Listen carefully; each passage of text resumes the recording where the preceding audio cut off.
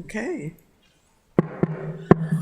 I'd like to call the Rules and City Government Committee meeting to order. Please note for the record, Alderman Arnett and Alderman Schandelmeyer are present. Okay, going on to business and miscellaneous, I would entertain a motion to approve the minutes from the October 6th meeting. I move approval of the agenda. Ross, your microphone is off, and you need to. Okay, I'm sorry, I skipped the agenda, you're absolutely correct. But since the motion, I requested the motion for the minutes, I will entertain that motion Second. first. Yeah, thank you. Can I get a second? You were not here. Okay, then I will second Okay. that. So all in favor of approving the minutes from the October meeting, please say aye. Aye. Aye. All right, now going back to approval of the agenda. I'll entertain a motion. So moved. Second? I do think we have to, I guess the corrections have already been made. All right. So all in favor of approving the agenda as written, please say aye. Aye. Aye. All right, now we can go on to appointments and reappointments. AP 3423 appointment, Planning Commission, Mr. Stephen Riley. Step forward, Mr. Riley.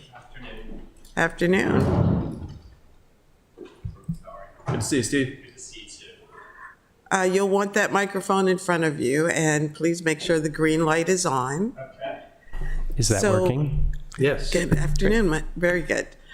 So tell us about your interest in the Planning Commission. Well, I've been a Annapolis guy most of my life. I grew up on Broadneck. 1 moment, is your Gotta be mic on? bright green. Push. How's that? Better? Okay. Okay, thank you. I have been an Annapolis guy for 40 plus years. I grew up on the Broadneck Peninsula, went to Broadneck High School, went to Salisbury University, have been in and around Annapolis most of my life. I live in Ward 1 now. I live in Murray Hill. I love it. I love Annapolis. It's my favorite city in the world. I've been all over the world. I married an Australian. I have 3 kids. 2 of them were born in Australia. We've lived all over, but we decided to come back here to raise our kids because it's such a cool town. Why the Planning Commission? For me, I have done well in my life, in my career. I sold a business a few years ago. I own another business here in town, a painting and contracting company still, which I've had for 15 years. I just bought my partner out, so I own all of that now. I have lots of people that I employ here in the city. We have worked on, I joke, half the homes in Anne Arundel County over the past 15 years. We have obviously gone through permitting process. I've done that personally through a big renovation I did on my house in Murray Hill, and certainly through the business quite a few times. Run into a few roadblocks along the way. Met a lot of people along the way. Have had conversations with Brooke and some of your other colleagues, Karma. I grew up with Sean O'Neill, but I've been talking to Gavin for a few years about just some of those roadblocks and hurdles that I ran into along the way. So I've learned a little bit more, and now I have a little bit more time on my hands, so I just wanted to avail that time to, I don't want to say giving back, but doing something good to help with bring some of my experience. I think it's important to have a good balance of progress, of modernizing while maintaining the historical integrity and heritage of the town, which I'm very proud of, but I know there's a delicate balance of those, so that's why I'm here. Well, thank you. I'll open it up to my colleagues if you have questions. I Alderman do. Arnett? First of all, thank you for volunteering, and I did review your resume, and it is certainly impressive, but I didn't see a lot of involvement in planning. You've just elicited that you've applied for permits. So I am curious how much you know or understand about what the Planning Commission does. Sorry, make sure that's working. I have a pretty good sense of what they do, only because I was on the other side of the, I guess, the application. a couple of times, several times through the business, and certainly once on my own. But I know that it's responsible for facilitating the comprehensive plan, looking at the long-term needs of the city, making sure that the decisions we make now are going to be in the best interest of the city moving forward, balancing all considerations. I have reviewed the most recent comprehensive plan. I know that some of Brooke's interests of affordable housing are front and center, the resilience, the City Dock project, which I'm very interested in. In terms of personal experience on planning committees or in planning generally, I have very limited experience personally, other than what I've done in my business. I've certainly served on a number of boards, currently on the Anne Arundel County Arts Council as well. So I just have a lot of interest in making sure that the information that we get and the decisions that are made are well balanced. Thank you, Madam Chair. Alderman Chandemeyer? Thank you, Madam Chair. Mr. Riley, good to see you again. So I usually ask the same question to every single Planning Commission candidate. Have you read the book Strong Towns? Pardon me? What? Have you read the book Strong Towns? Strong Towns. I have not, but I think I've talked to Gavin about it in the past. I'll loan you a copy. I got a couple of them that I give out to everybody who's interested in this. I really appreciate how you have been in front of our Planning Commission and know firsthand a lot of these hurdles that block even the types of projects that we like to see, like someone just renovating their own house, and they have to go through all of these hurdles, and that's very burdensome just on individual homeowners. It's burdensome on a lot of other things for our small businesses. So what is one of the things that you have seen in the Planning Commission that you would like to tackle as like one of the bigger hurdles? Without knowing a lot about how it works in the back end and what the budget looks like and who the players are, some of the challenges that we've run into are more related to timing, process. Of course, I renovated my home during COVID, so that was a bit of an anomaly, a mess, but an anomaly.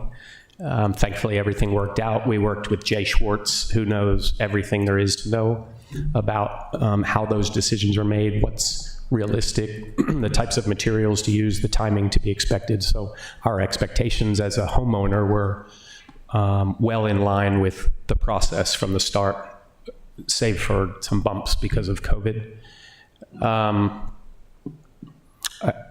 Other than that, I only have sort of anecdotal experience of my own on the business side, and then what I've heard from others, and a lot of that more relates to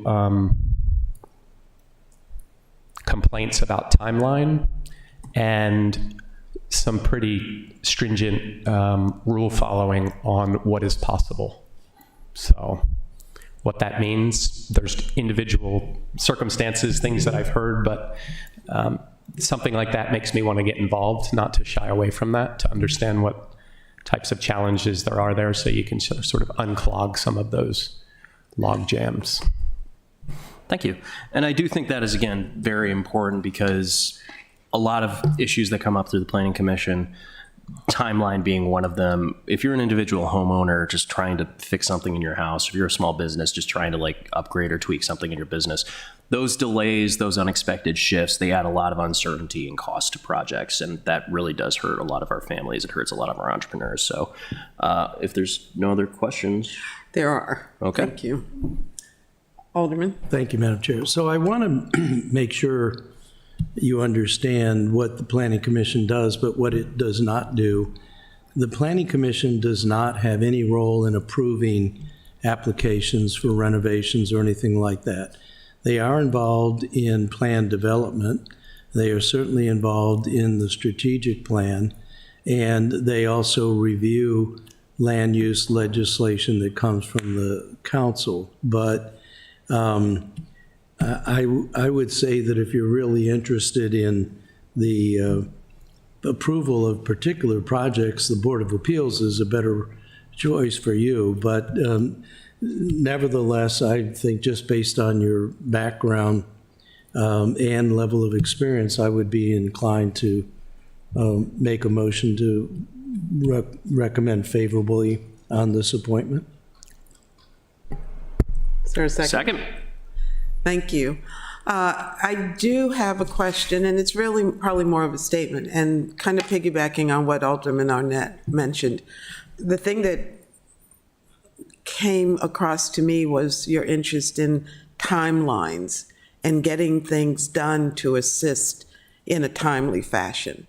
And while that's not part of the purview of the Planning Commission, the Planning Commission works very, very closely with the Planning Department, who does have the purview of timelines. So you will have a minor impact on that. But I'm glad you mentioned that, because that's something we've talked about, several of us have talked about on the council, about setting some timelines so that developers, contractors are not going into a process and it lasts for many, many years. So I appreciate the fact that you recognize that. Yeah, that and I need. think that you've made some strides to streamline some of that more recently with certain technologies and so forth. So, but that wouldn't be my only interest. In fact, the interest in the planning committee is more in the long-term vision for the city and you know what the direction and vision that we have for where we're going. Not to mention shoring up literally the downtown area, which I spend a lot of time in, living only 3 blocks away from here.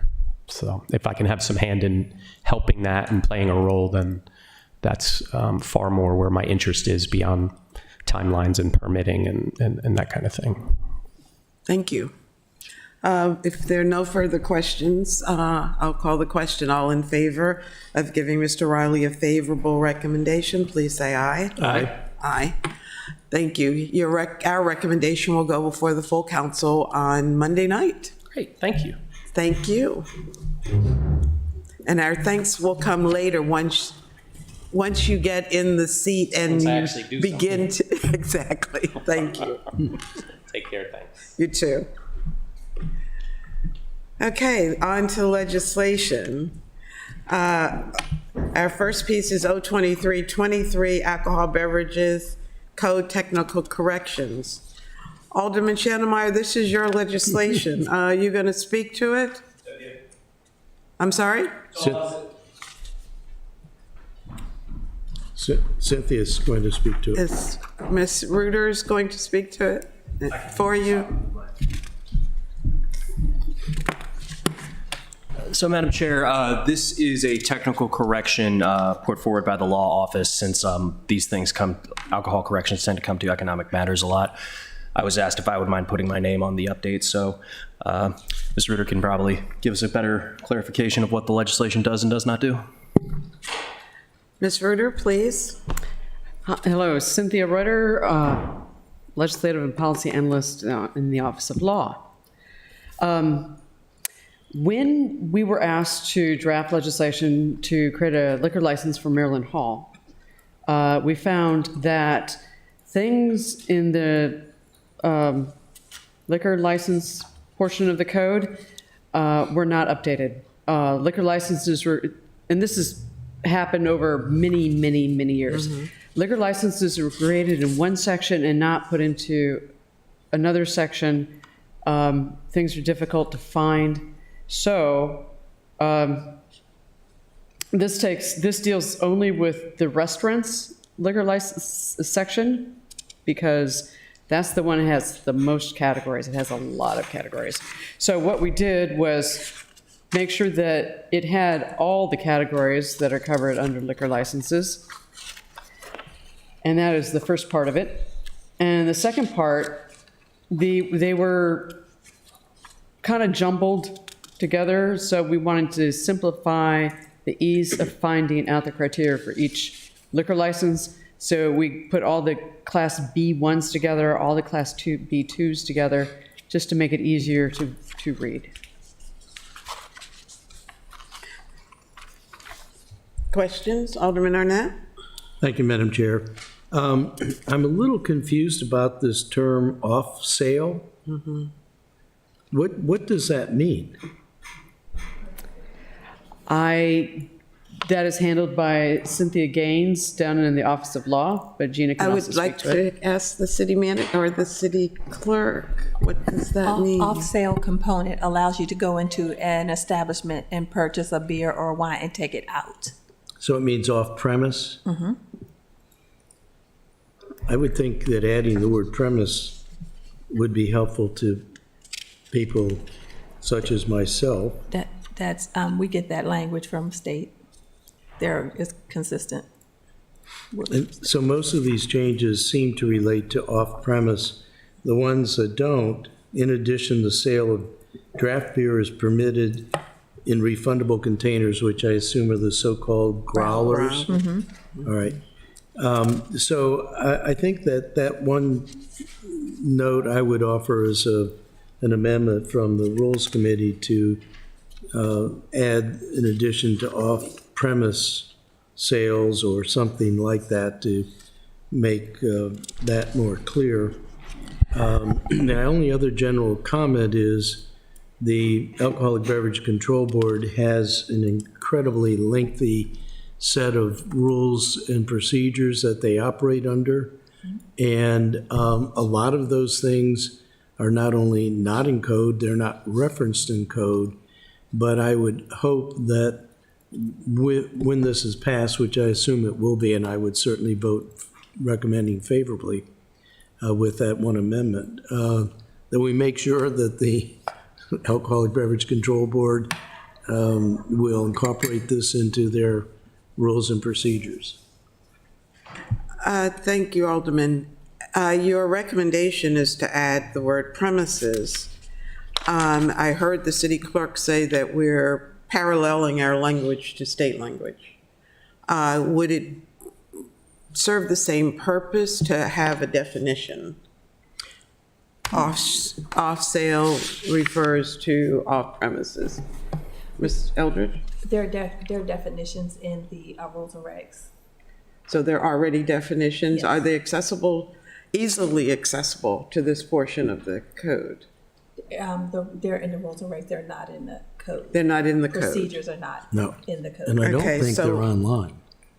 I don't think they're fully online either. Oh, they are. If you go to the city clerk's page and click alcoholic beverage licenses, if you scroll down the page, it's in the middle. Okay? So it still may benefit us to put it in the code in the section where this is referred to. Ms. Reuters, what do you? I can handle it however the council members prefer it to be handled. Alderman Shannemeyer, this is your legislation. Would you object to a friendly amendment to add that definition on? As long as it doesn't get us in trouble with not being line for line with the state, if it does cause issues by not being line for line in the state, I do think that is a potential problem, though. I'll leave that to our law office. Could we use agree. the same language that's used in the regs? That's what it is. That language is in the rules and regs. Yeah, so if we could use the same language, then we would be consistent, I think. I think Ms. Eldridge is saying that it currently is consistent, To put that in the code or as it is currently written. as it's written in. We don't have definitions in our city code. Oh, we don't have No, they're definitions. in the rules and regs. Okay. All right, then there is no motion, or there is a motion, but, Yes. so your motion is, I either add a definition which defines what off-premise is, off-sale means, or add off-premise sales wherever we're making these corrections in the legislation. But I agree with Alderman Schneidermeyer. We do need to be consistent with the state, and I would leave that to the expertise of the Office of Law and to Deputy City Clerk, Ms. Gaines, because she's the one that deals with this all the time. I think we currently have someone from the law office who may be able to assist us here. What's the question, Alderman? yes. We are questioning the terminology. I don't know whether you came in after hearing this discussion. The use of the term off sale, which is kind of a foreign term in the code, and the recommendation is that we include the term premise.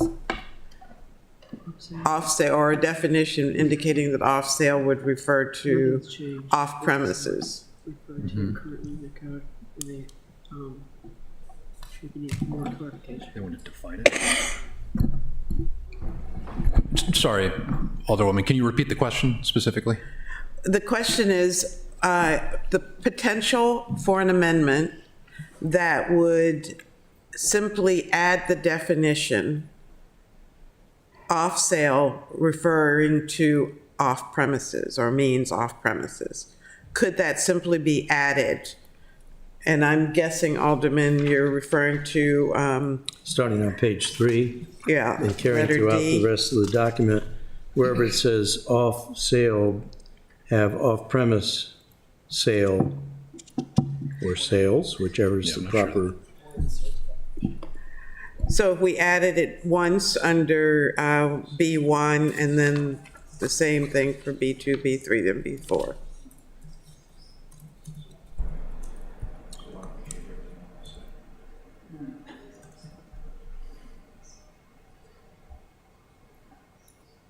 I don't understand what the difference between off-sale and off-premise to the committee. There is no difference. So why not use off-sale for everything? Well, off sales seems to be the terminology used by the state Okay. to be consistent with their terminology. The alderman is interested in adding off premises because no one knows, unless you go to our regs. Or what state off- law. Or state law. Is it defined in state law what that means? Okay. I see no issue with the definition clarifying that off-premise is off-sale. I don't know how you would define off-premise other than maybe how it's defined in the state regulations, just to make it all add up. Are you suggesting that you add this definition somewhere in this legislation or perhaps in Title VII? Legislation uses the term off-sale, which we presume meant off-premise, but didn't really know. They, as I understand it, they are one and the same. There is actually a definition within the state regs. Off-sale means the sale of alcoholic beverages that are to be consumed off the licensed premises. It is, let me find the reference. So I will Find the withdraw. reference. 1-101. Of the AB article. So it is stated in the general definitions section for the states. And the good alderman has withdrawn his Right, but I amendment. do have another question, Okay. which is, are we maintaining the state blue laws by only allowing these off sales Monday through Saturday? I'm unfamiliar with what the blue Well, I laws thought the are. blue laws were gone, but for the longest time in Maryland, you could not buy alcohol on a Sunday. And this seems to say that you still can't do off sales on Sunday. That's not It's a what it different says. component. It's, letter B says off sale Sunday during authorized hours Yes. with a special Sunday license. And I think that's B on, B, back, B2, oh, B1 on page 3, B1B. B1, On page 3, right? So line 97? mine is line 26, but All right, but what it reads, in addition, off sale Monday through Saturday during hours. and the next one? Oh, I see, B is Sunday, I got you, all right. And that's consistent under all of them. Yeah, I stand clarified. So what is the difference between Sunday and the other days of the week? Are there different hours?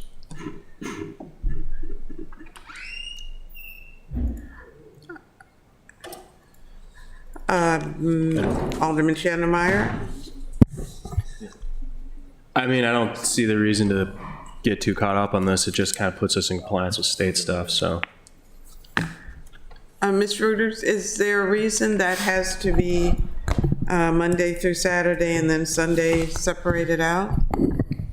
I'm sorry, may I call on Ms. Eldridge? I just want to say I do liquor licenses under my preview. So the license components, you select them when you request a liquor license from the board. If you want a Monday through Friday license, you pay for Monday through Friday. If you want an additional Saturday license, you pay the next component. And if you want Sunday, you pay the component. You So pay there's for different the fees? combination, the different fees for the combination of license that you choose. Okay, so it looks like Monday through Saturday and then Sunday separate. Yes. Okay. All right. Further, Just for clarification, as I understand them, the way the city's liquor license procedures currently exist, as Madam Clerk just described them, are probably the lingering effects of the blue laws. Now applicants get the option to say, well, I want Monday through Saturday, and oh, I'd like the Sunday too. And as I understand it, they're usually granted. thank you. Okay, further discussion? Madam Chair, I make a recommendation that, or make a motion that we recommend favorably to the city council. Second? Okay, further discussion?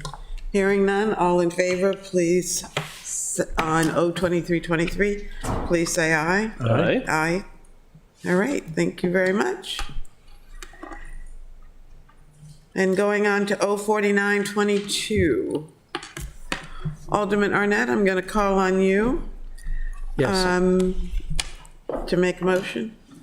Madam Chair, I move that the Rules Committee recommend favorably the substitute ordinance that has been prepared by the Office of Law and has been reviewed at least partially by the Planning Commission and by the Office of Law. It's not attached here. I received a copy because you sent it.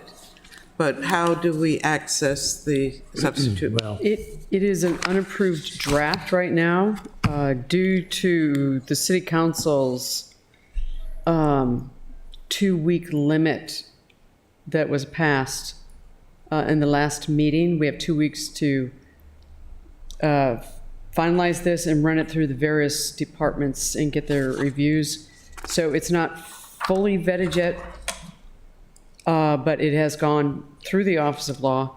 It has not gone through the Planning Commission. The Planning Commission only looked at the original 04922. and it apparently has not made it all through. Do I understand from an email that Jacqueline Rouse from the planning staff still wants to make comments on this? Yes, haven't sent it to her yet, but will do. Until it's a final product, it's still in negotiation. We can't make it public. So Alderman, let me ask, how do you propose moving forward? If this is on the agenda for Monday? As it must be per the vote of the council. Exactly. And so is your interest in defeating 049 as is, or Yes. trying to get it to go? Today is Friday, is it not? Yes, it is. And Monday is our meeting. So what are the likelihoods that this substitute is going to be ready for Monday night? According to my conversations with the city attorney and the director of planning and zoning, that is their strong recommendation that we not take action on Monday because the substitute ordinance is not ready. That leaves us in the same position we were at the last council meeting, where we had a 4-4 vote to withdraw or defeat 049, and I don't have any indication what has changed there. I do have strong indication from both the Office of Law and the Planning Commission that the substitute ordinance is the proper way to address outdoor dining. Well, I don't think there's any question about the intent. I'm just concerned about the process. So what is your interest for this committee? Would you like for us to take no action? Would you like for us to vote in opposition to? This committee has already voted in opposition to 049. I know, and but it was it's ignored. before us right now. Yeah. So I'm trying to get to what action, if any. I'm constrained by the ability of the staff to have enough time to thoroughly review. I am personally loath to rushing things through at the last minute without full review by the staff. That's why we have staff and we pay them to give us their professional advice. But I'm operating under the constraints dictated by the vote of the council. So I would, if it's not ready for this committee, then this committee can't take any action. And we'll see what happens Monday night if, in fact, a substitute amendment is ready. Okay, so we will take no action, make no recommendation again. Well, we made a recommendation last time to oppose 049, Exactly, but we've, so that would still stand. yes. Okay. Are we clear, Alderman Channemeyer, on the action that's being taken by this committee? Let's go forward. So in truth and in fairness, neither of you have, nor do I actually, a final version of the substitute amendment. And part of that, it's a two-part problem. One of it was postponing till the next council meeting, but then changing the council meeting from the 13th to the 6th, which gave staff, in fact, and I believe me, and I want to thank publicly Ms. Reuter, the staff have been working incredibly hard on this. I did meet with Mr. Jakubiak yesterday afternoon or yesterday morning, whenever that meeting was, and then had a conversation with him yesterday afternoon. He said that he was going to call the mayor and recommend from the staff level that this is not ready for action yet and that we postpone action. There seems to be on the part of a non-trivial portion of the county council to not postpone action. And that is as the council, the majority rules. Alderman, you're one of the sponsors on the I original. am. The two of the three sponsors on the original want to withdraw it. Well, then, if you guys get together, I would think that you could make that. Our discussion will have to be with Alderman Savage over the weekend. Okay. He has had the redraft for several days now, and I keep asking him, is there anything I can explain that would help you understand what we're doing? And he said, I just haven't had the time. He sounds a lot like our staff. I haven't had the time to get to it. So I don't know what's happening there, but I will be most assuredly discussing it with him again over the weekend, maybe even later today. So we will wait until Monday night to see if 049 in its original format is addressed, or if, At this point, I just think there's no action this committee can take because you don't have before you anything to review at the 11th and a half hour that's actionable. okay. Well, thank you very much. That ends that discussion. And we have finished somewhat early, considerably I know. earlier than You expected. told me not to take long. I know, and I you obeyed. didn't take long. The next portion of this meeting is presentations from the Adopt a Community grant recipients. Last year, Mr. Franio, would you like to address anything before this committee? No, I just wanted to hear what you were just, Oh, okay. You have anything to add? right? Do you have anything you'd like to add? No, I've been trying to keep current. You know, my only issue I can add is that. Would you like to come to the mic so that we can Sure. hear you? You don't need me to speak, but I'm sure it'll be taken care of. Well, I didn't want you to sit there and not be given an Okay. opportunity to speak. Well, Ross and I talked, and it sounds like where you're going is going to work fine. You know, the issue that I had is when you did 4922, which eliminated the parking for seats, Ross was thinking about for Ward A, he was going to take the 0, and we were going to go from 0.3 to 0.15, and that would give us the seats to put outside. And the way it's going now, I'm sure it'll be fine. It's going to be really, you're going to tag this onto The restaurant stand. rooftop dining. And my only issue that I talked to my land use attorney about is, you know, if the Board of Appeals doesn't strongly feel that this is something that the city wants, you know, do you go in there for your Board of Appeals special exception meeting and just, you know, catch them on a bad night when they're in a bad mood, or they don't like your land use attorney, and you know, business A, B gets it, business C doesn't, business E and F does, and business F doesn't, just because, you know, how they feel that night. So just so they know that the city strongly wants the outdoor dining, and if the plan makes sense, and P&Z seems to say it makes sense, it's what you've been doing, and it's worked fine, and people have really supported it. Just so, you know, there's a good chance of them not saying, well, no, you know, because the other way of coming at it, which was to take 0.3 to 0.15, which gave us the seats, you know, we felt, you know, then we had the seats, all we had to do is go in and get it cleared. So, you know, that's just the only issue, and I'm sure it'll be fine, but.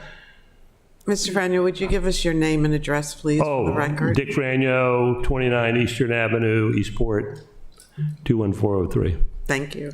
But where do you really live? Well, we had a fire, so we're living over on Moss Haven Court, which isn't bad, by the way. I thought you were talking about 4th Street. No. Yeah.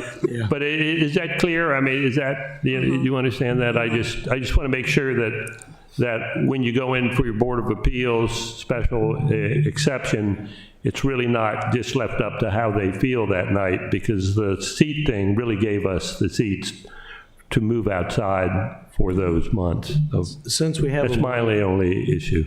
may I speak to that fairly quickly? Madam Chair, first of all, in the current code, city code, and you know this well, any restaurant with more than 50 seats has to go in for a special exception. Right. And the special exception is heard before the Board of Appeals. I have watched the Board of Appeals over the years, and I watched their meeting again on the 18th of October, where they had a special exception hearing. This happened to be for residential variance, and they're entitled 2126. There is a very clear set of criteria, and my observation, we owe them, the Board of Appeals, a debt of gratitude, because they are scrupulous in following those rules for the criteria for granting a special exception. It was very clear on the 18th, they were not totally comfortable with granting the special exception, but they went down and said, check, check, check, check. Recommendation from the staff with a couple of conditions is this be approved. They voted unanimously to approve it. And I will also just add on their behalf, I've never seen them in a bad mood.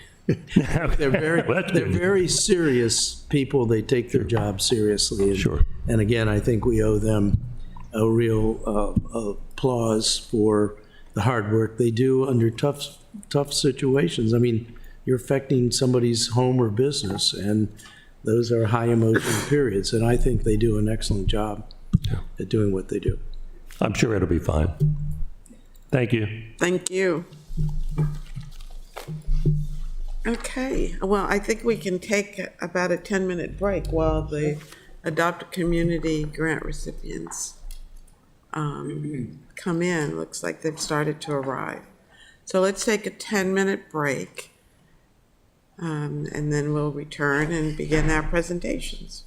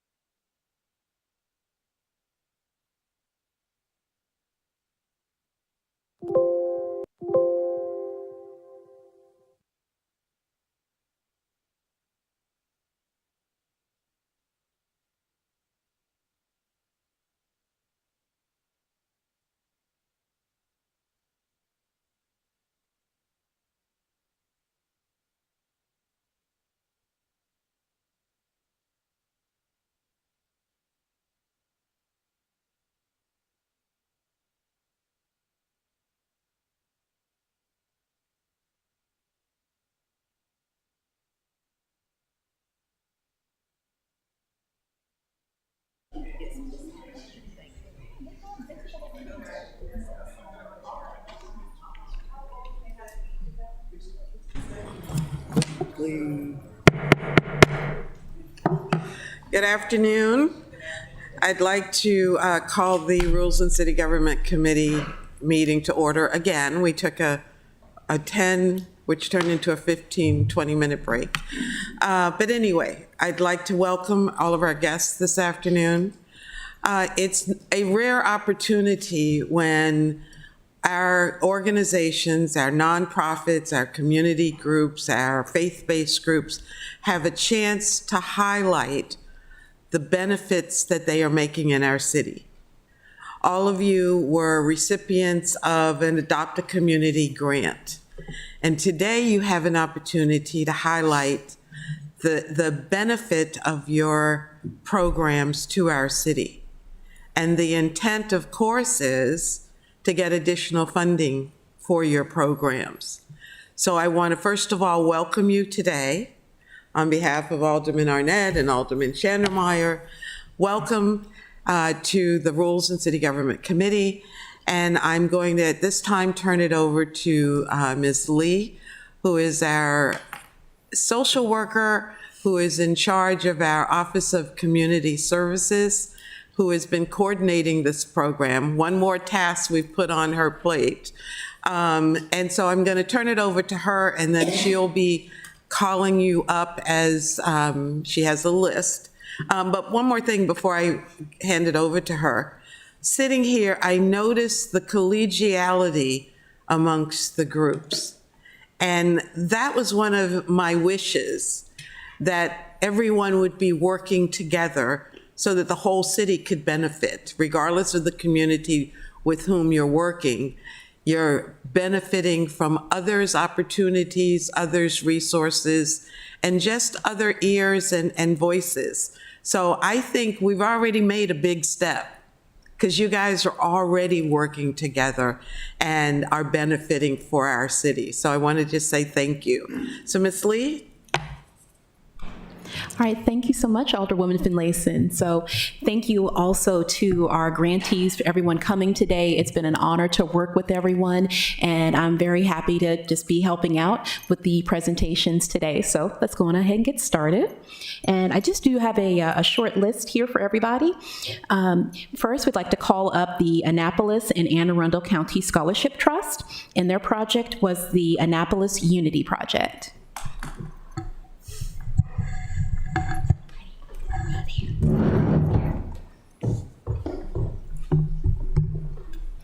Good morning. Good afternoon.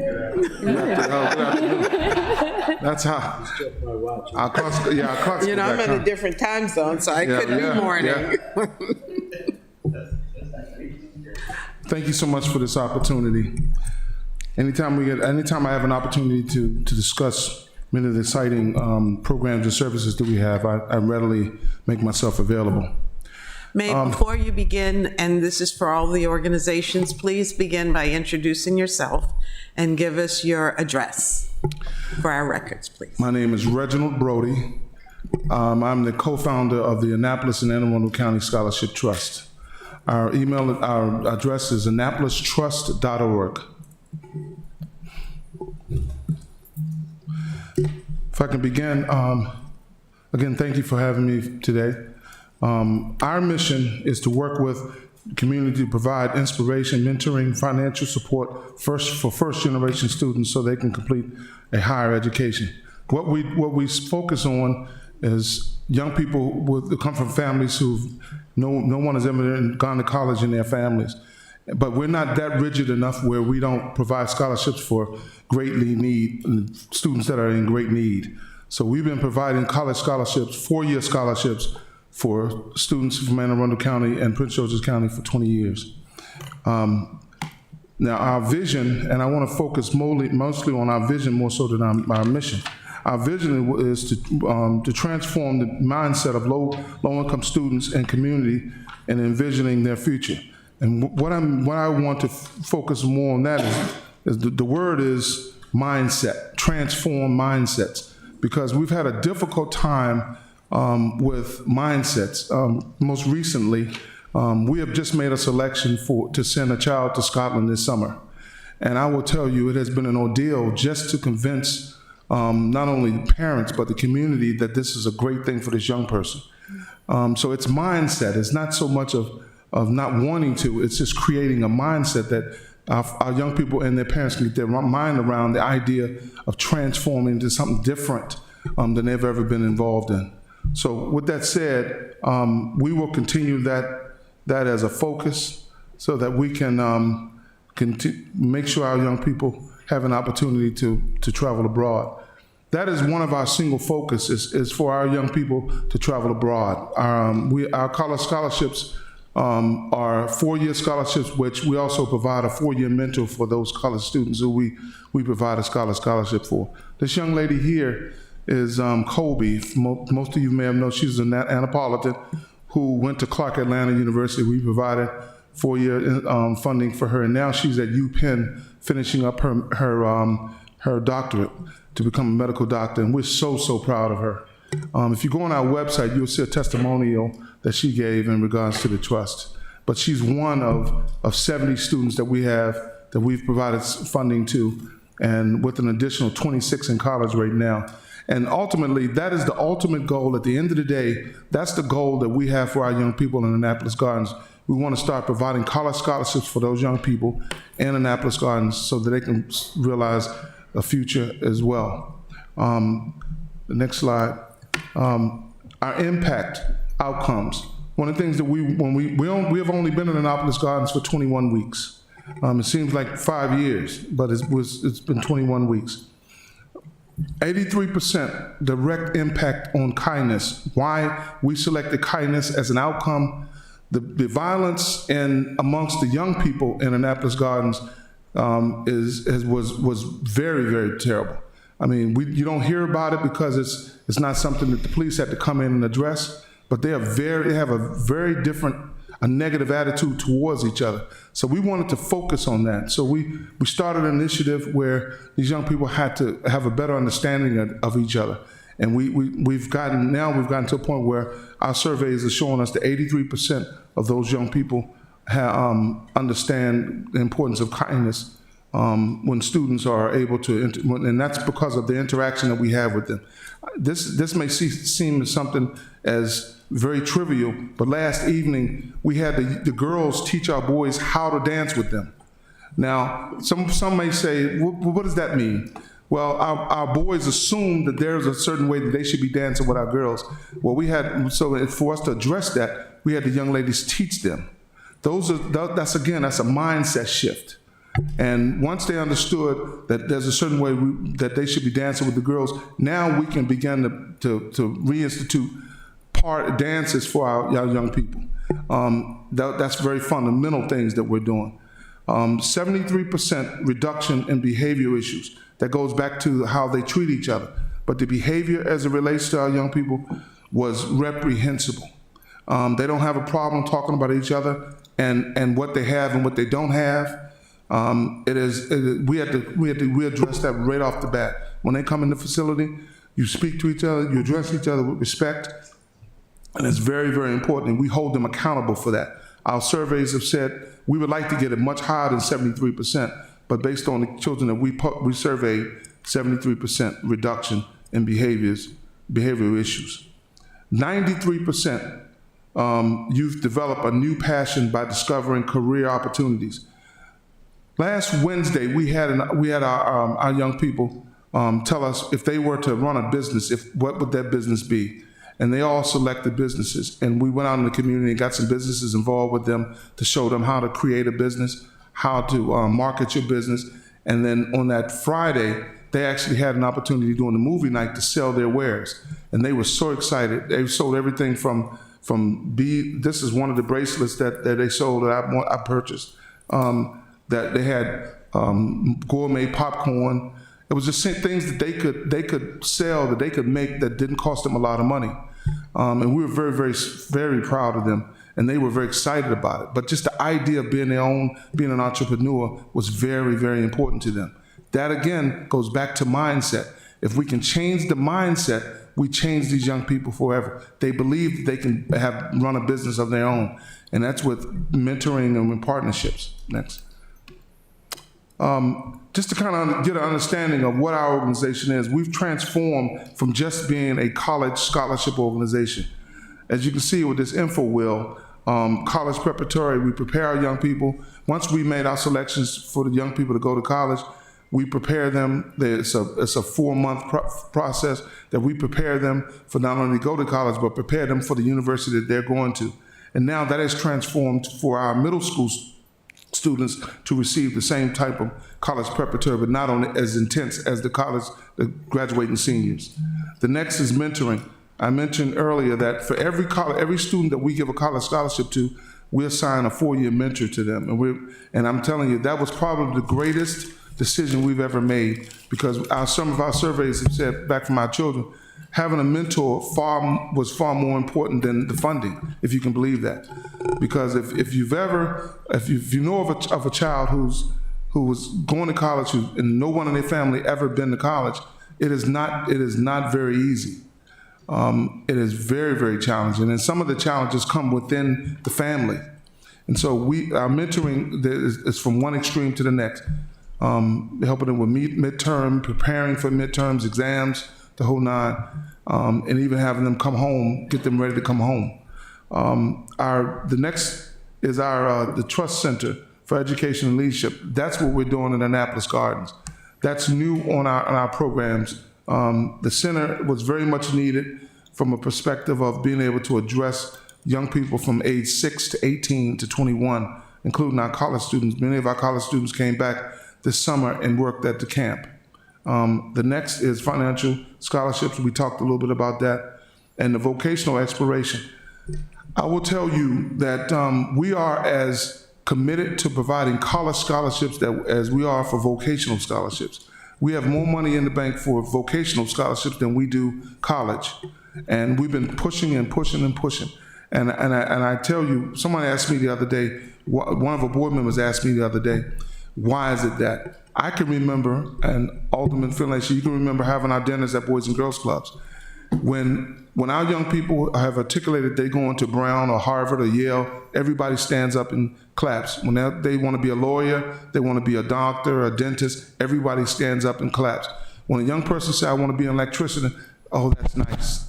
And so now it has come to the point where it's not as sexy as some of the other things I just articulated, but we are in a process now of really pushing the idea. We're going to work with the county, and hopefully we can work with the city to try to find opportunities to send these young people to vocational schools. That's the info wheel. That's who we are as an organization. Thank you, Mr. Brody. You're welcome. Questions? Alderman Chennemeyer? Thank you, Madam Chair. I really appreciate this presentation that you gave. It's absolutely fantastic. Two of my favorite highlights were the teaching young men how to dance with young women. You're essentially doing early consent training, which is incredibly important in reducing gender violence, and I really appreciate that. The two questions that I have is, you said there was a 73% reduction in behavioral issues. What was your methodology for that? Like, how are we getting that number? Well, we constantly are having group dynamics when we discuss behaviors, appropriate and inappropriate behaviors, and we let our young people guide those interactions. So from those group dynamic meetings, we're able to survey. We do post and pre-testing, and we're able to determine where we are as far as our impact. Excellent. And in regards to vocational scholarships, I fully agree. The trades are an incredible outlet for folks who have no desire to go to traditional four-year universities or two-year community colleges, or whether that's due to interest or money. If you wouldn't mind connecting with me after this is over and I can give you my card, we have some pretty good relationship with some of the Baltimore, DC building and construction trades unions, where these kids will actually learn on the job and get paid to learn. So I can try and help hook you up with those if you're amenable to that. I appreciate that. Awesome. Thank you. We've also reached out to Cheney Enterprises. We're hoping that they have a school for mixer drivers, and we're hoping to get a number of some young folks in those courses, and they start them at $63,000, and they can actually go other states and work if they want. So we're hoping that partnership will happen sooner than later. Well, before I give the floor to Alderman Arnett, on that same subject, you know, I guess it was in April, we did a technical job fair at the high school. And I worked very closely with our returning citizens department within APD. And we had probably a good 30, 40 different trades there offering the juniors and seniors opportunities. So that's another resource also. And they have, Mr. Horn, Officer Horn, has tremendous resources. So when you're ready for that, we can help considerably with that. I would love that. I actually would love a partnership with the police. I will tell you, it is a myth that our young people don't want to become police officers. That somehow got out and it took a life of its own. That is not the truth. We serve our young people. They don't have an issue with being police officers, but they need to see who they need to be. Mm-hmm. And if we can have a police officer in our communities for just an hour a day, it would have tremendous impact on not only our young people wanting to become police officers, but it will change the way they see policing. Mm-hmm. And I wish with that, if I had one wish, I think that could be a major piece for us. Community policing. Yes. That's the model. Alderman. Yes, we've been pushing for 10 years. Yeah. It worked. It actually worked. Mm-hmm. Well, thank you so much. I really appreciate this opportunity. I think we may have one more question. Yeah, well, just, I'll be very quick, because, but I want to thank you for the presentation and the work you're doing. I agree with the comments of Alderman Schandelmeyer. But the thing that rang through to me, and I think is a good takeaway, is changing mindsets. And I think that's really what we all need to be about. So again, I thank you. It's a part of everything we do. And even when I reference the police officers, if we have a police officer in our community for an hour a day or hour and a half, it will change mindsets. And that's what it really is all about. It really is. But thank you so much. Thank you, Mr. Brody. And keep sending pictures. I will. He sends me pictures all the time. So please continue. Thank you.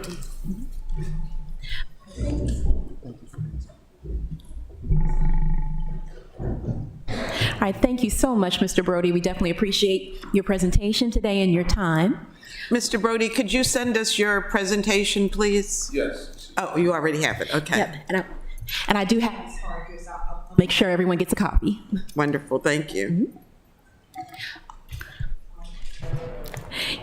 So, all right, so now I'd like to call Restoration Community Development Corporation to come present.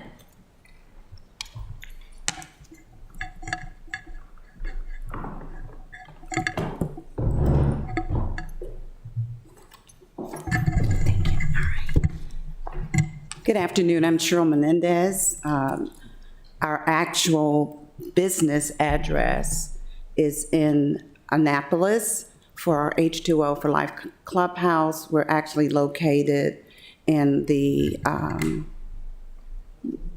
Robinwood community, the rec center, that we're there for our H2O Adolescent Clubhouse. That's one of them, and then we have another one that is in the Anne Arundel County area.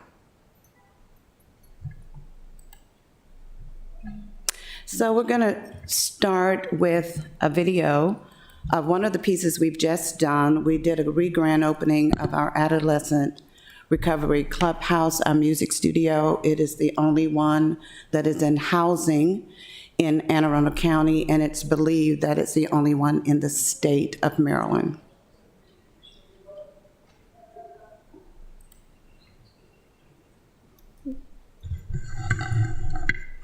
I apologize for having a little bit of a technical issue. The link, I'm trying to open that in order, because we see the video, but you guys cannot. Thank you. Julian's on his way over to assist. Oh, he is? Oh, okay, that's wonderful. So in that case, can we just, would it be okay if we skip and we'll move back to the video? Okay. Okay, thank you. The pictures are there. Oh, yes, ma'am. Okay. Okay, so wanted to start with the video. It was an absolutely amazing event that we had just a few weeks ago, and our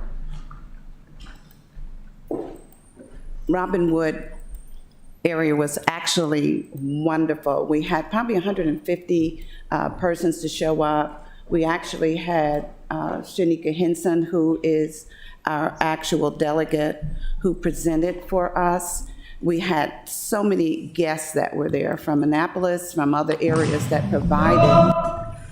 So is that it? Yeah. Okay. I wanted to start with that because that was a little highlight for us.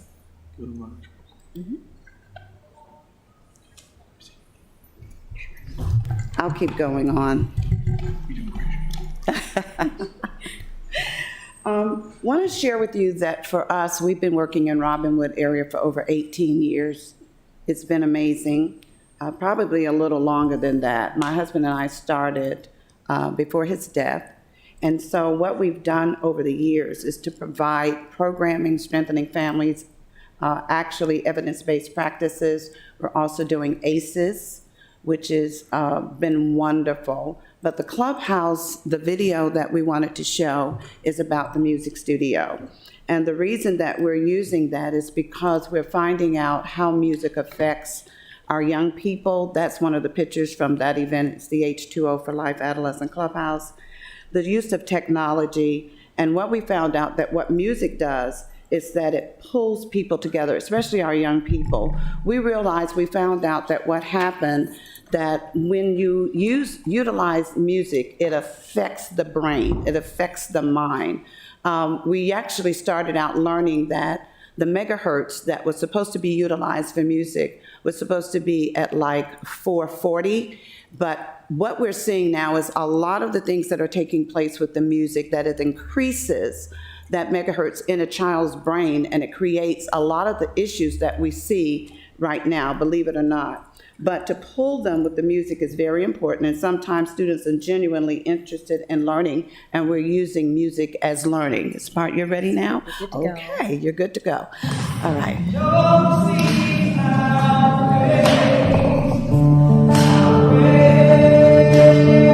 This is from that particular Sunday that we did several weeks ago. That's showing you some pictures.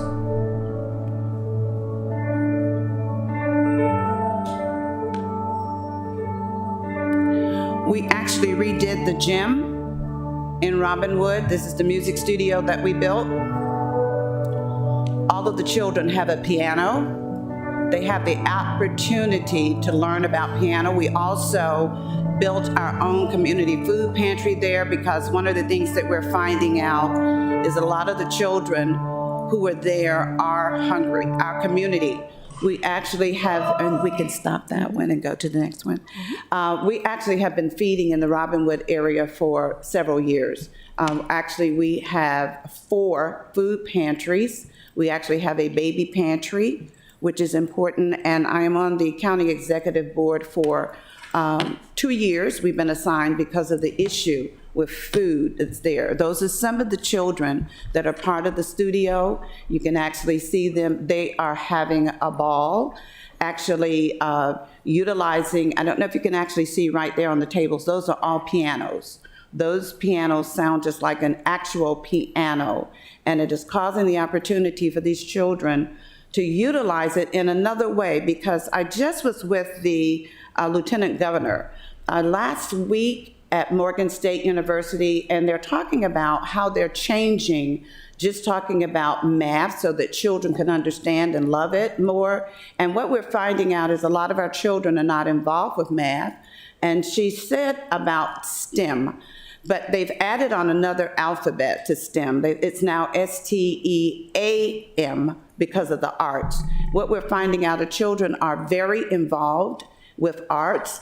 We had them actually sign up for what it is they wanted to do, what they wanted to see. What I found out over the years is that we actually try to provide children with what we want them to have, rather than finding out what it is that they need. We see that there's a bonding that is taking place with our students, and what has happened is that they actually get to write about what their goals, what their dreams are, what they like about music and how it affects them.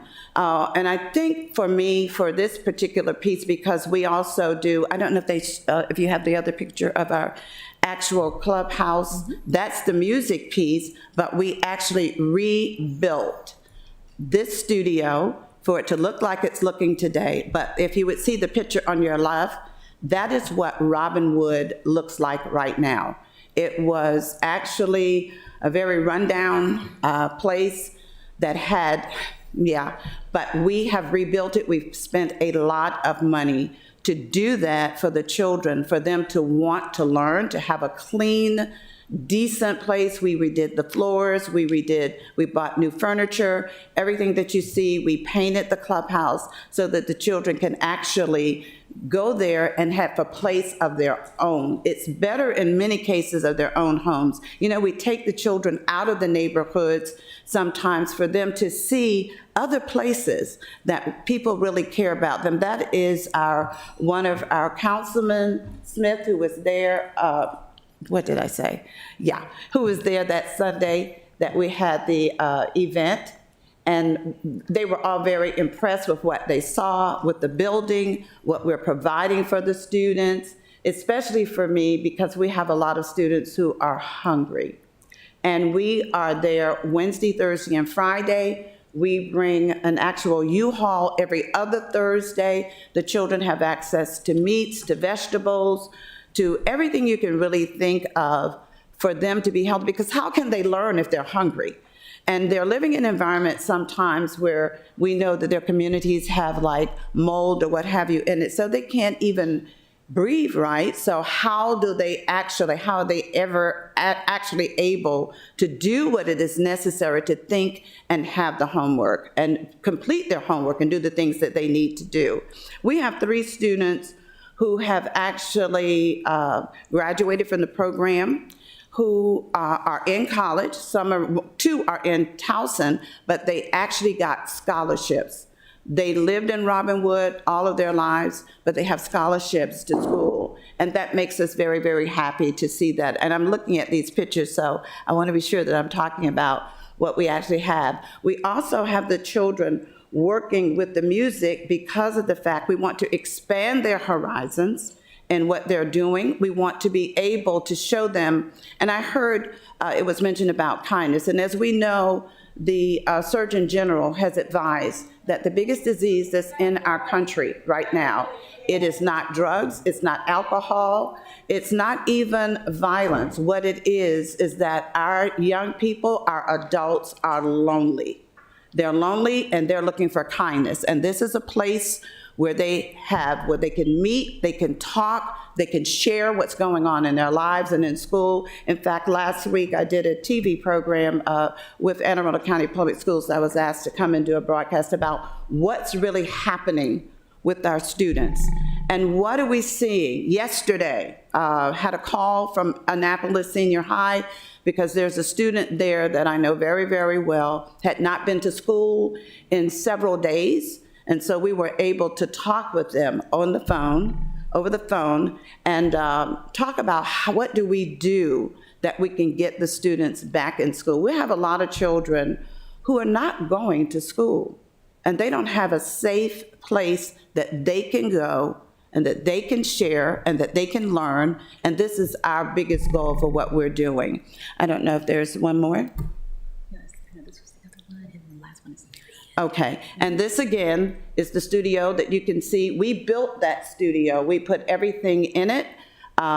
We did the painting. The one piece that we are looking that we can expand is to have that studio be a safe haven for our students, but also we have a sound room that's there, and we do need to expand that. On the wall you cannot see, but a while ago what actually happened is that there was a murder and Trade a Kid, and what we had Jeff Huntington do, he came in and we actually sat down. He gave us places like plaques. We had no idea what we were going to be painting. He put numbers on them, and when we finished, and I don't know if you can see it there, but that's an actual picture of Jeff Huntington. We put all the pictures to the numbers and things that we had actually colored together. We came up with, it takes up that whole wall that's to my left, and the children were responsible for doing that type of work. We also understand that they need to have some fun and let them jam sometimes, so we permit the students to practice some things, and we're in the process right now of being sure that they have a podcast. We want the children to be able to express their feelings. This is a no judgment environment, and we do have children who are transgender. We have children who are African American, but we also have some who come from other places or races. And we want everybody to work together as one. And we want to expand their horizons. One of the things that we do allow them to do too is to cook, because we actually need them to know how to prepare healthy environments, healthy food. That is why we do the food pantry, that we provide for them food. No one really has to buy any food because we have so much that we can provide for the young people and for their families. I think that's about all for me that I'm going to share right now. One of the things that I did get from the actual Lieutenant Governor's office, that there's a time for getting excited about math, because we want the children to expand in STEM. What they've also provided us with are courses that we can use for Lights on Math in Maryland. And I think that's all I'm going to share for right now. Questions? Thank you, guys. Questions? Alderman Chandler? Yes. Thank you. So you said you were in prison in Robinwood on Wednesdays, Thursdays, and Fridays. Uh-huh. I apologize if I missed this part. Is that for the entirety of the program, just the food portion of the program? No, that's for the entire program. The entirety of the program? Yes. So two follow-up questions I have on that is, why those days? And if we continue the grant process, will you be able to expand it into other days as well? So let me actually share with you, and I don't know if I should be sharing this right now. I've been asked to take over the entire Robinwood Center. Cool. I already have access to it. We have, of course, long time ago, because I've been in Robinwood for a very long time, we actually put carpeting in the things that are in the actual computer lab. We went a few weeks ago and we painted that gym. So if you've been down there, you'll see that on the left side, which you have to go outside the building, we have 2 spaces that are there. That's where our food pantry is and the actual music studio is. One of the things that we're working on, and I have been sharing, they've been asking me for a while to take it over, because we want more students, we want more family, we want more people that are there. So we're certified for strengthening families. We have been certified for about 18 years. We certified for ACEs, been working with the University of Maryland for that, the Adverse Childhood Experiences, because we're seeing there's a lot of trauma that's there. Why do we want that whole building? My biggest piece that I see right now is that we have a lot of children who are coming in who are dealing with trauma.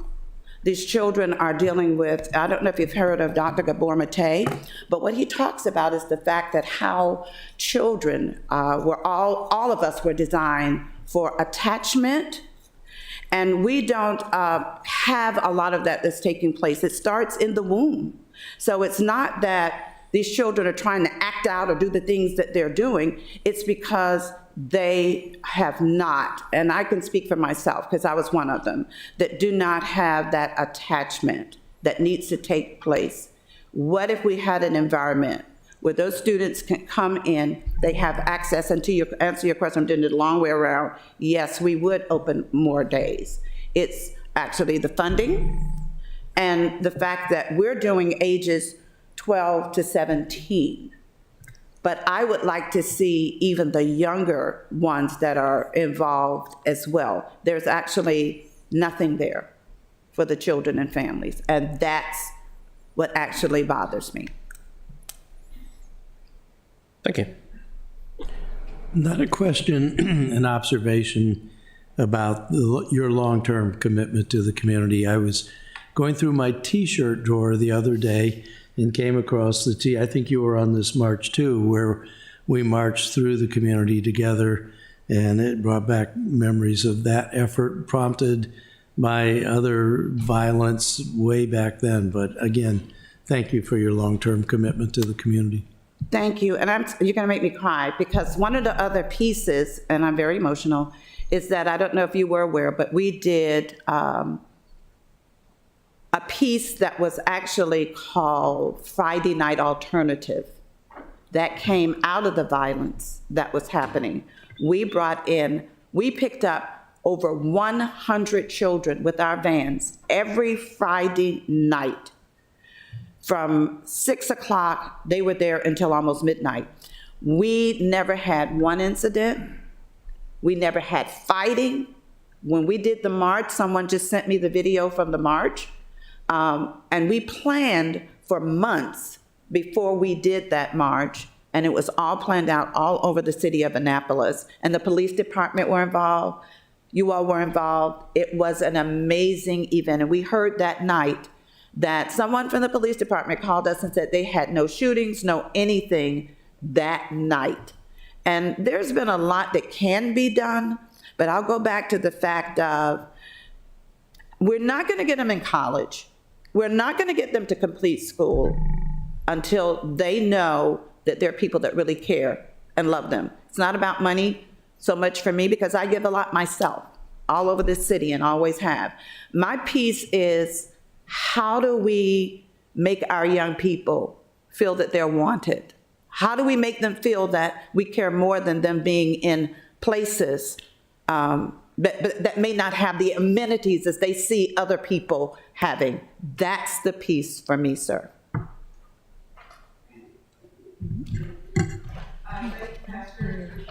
Thank you.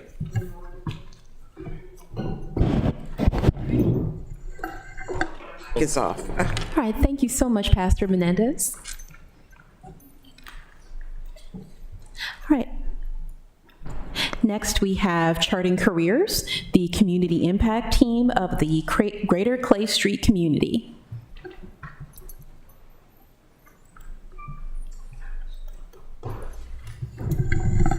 Good afternoon.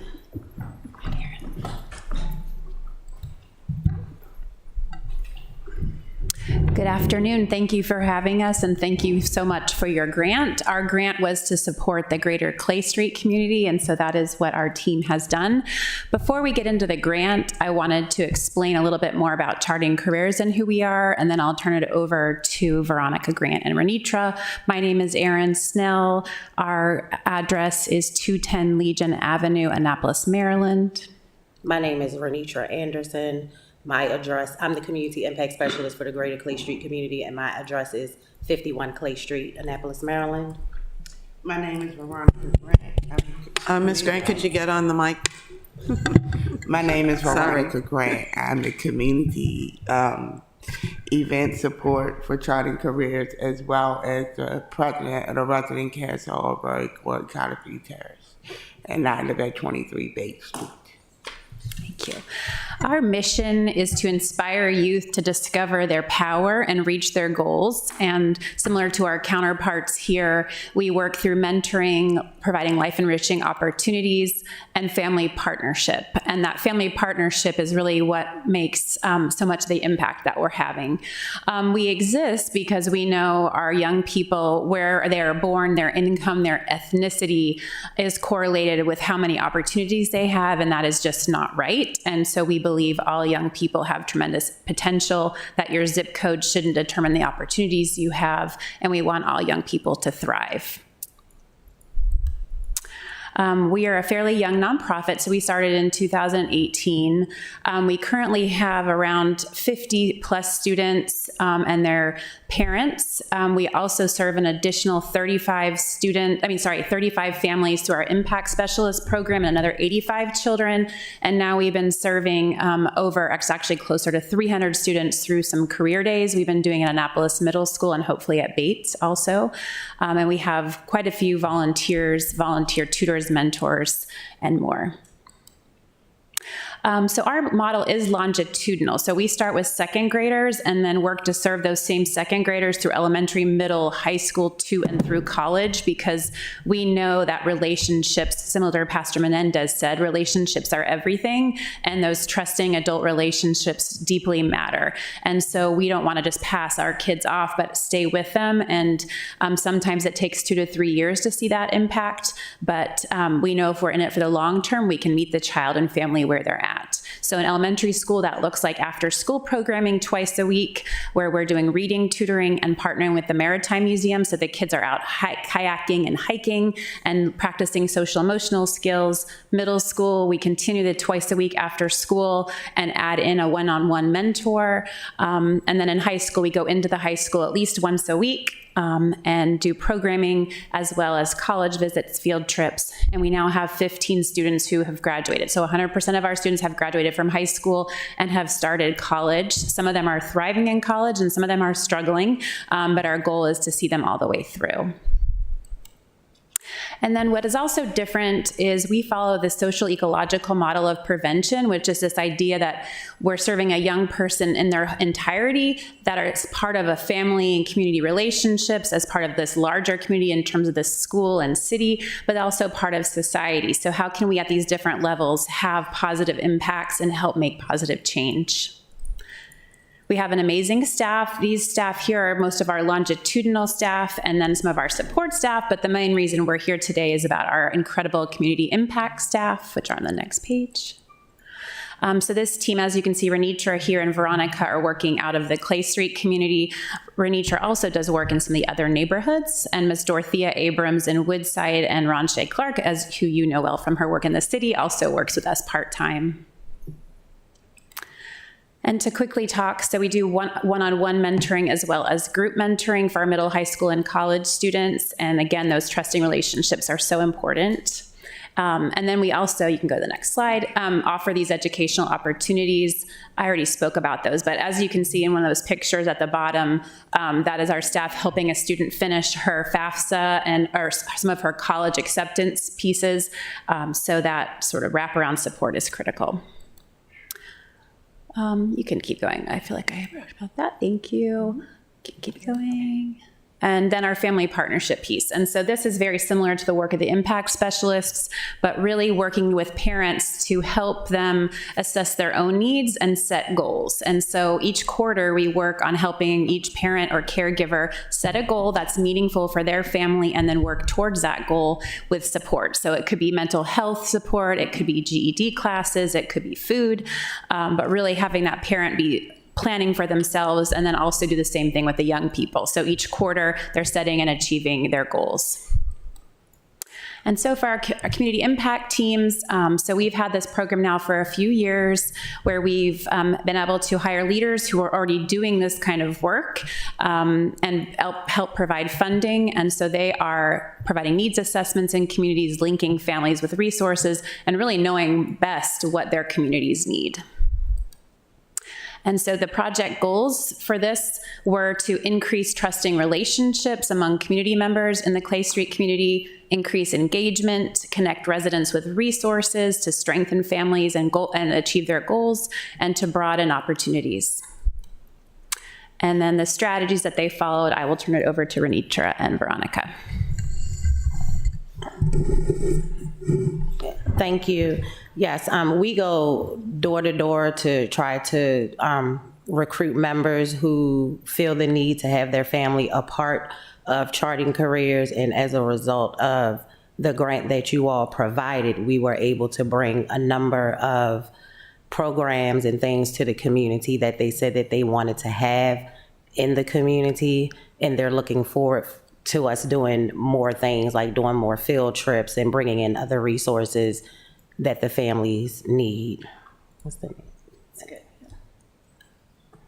And then we brought Veronica on because she does really, really good with putting events and things together. So I'd spoken to Erin like, hey, I have someone in the community who can help me, put events together and things of that nature. So we've gone, we did the walking tour of the city of Annapolis with Janice Hayes Williams. We went to the African American History Museum in DC, where Erin Lee was actually there, and Ronche came, and Will came as well. We did the mental health symposium in July, just trying to get families. A lot of people really shy away from mental health, so we're trying to encourage the community members that it's okay to get that help if necessary. As a matter of fact, we have another event coming up on the 11th at People's Park, surrounded around mental health as well. And we've done financial wellness, we've done a home ownership, and budgeting made easy. And we also did a family dinner where we invited the other nonprofits out to come out so that they could get an opportunity to meet the community as well and share what services they provide.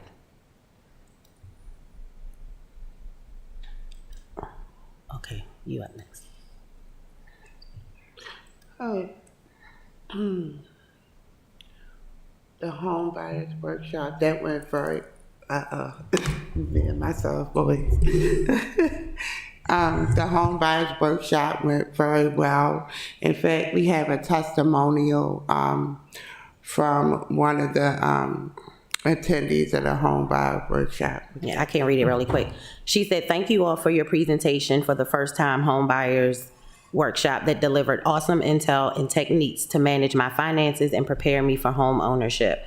I was so excited regarding the information received. I left the workshop to start executing some of the techniques presented without giving my thanks to the facilitators for their time and efforts in presenting this event.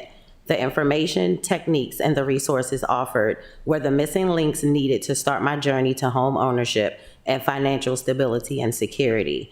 I want to truly thank you again for giving the missing information, which I believe many are searching for to start this journey. I look forward to your continued support and professional guidance throughout my life plan to obtain my now foreseeable goals. Sincerely, Ms. T. Jones," and she lives at 38 Clay Street. That was great. We also did a grant writing class with Miss Lori Miller. She came out to teach the class. We still have a second part of the class that we're looking forward to doing. I'm sorry, I'm nervous. I don't like to do this. You're fine. Okay. We had Chess in the Park. The kids really enjoy it when we are not able to have it in the park. We had partnered with Pastor Isaac, who has the College Creek, Haven of College Creek. And he's been very awesome to us, being that we don't have our own location really to do things in our community. So he's been a great partner with allowing us to do classes and things like that in the Haven of College Creek. We did the Sip and Paint down at O'Berry Court, College Creek Terrace. The people really enjoyed and want to know when we're going to have more.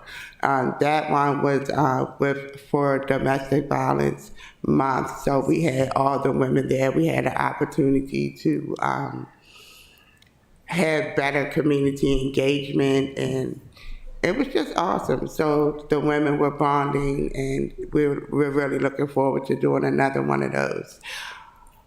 As y'all have seen, we went to,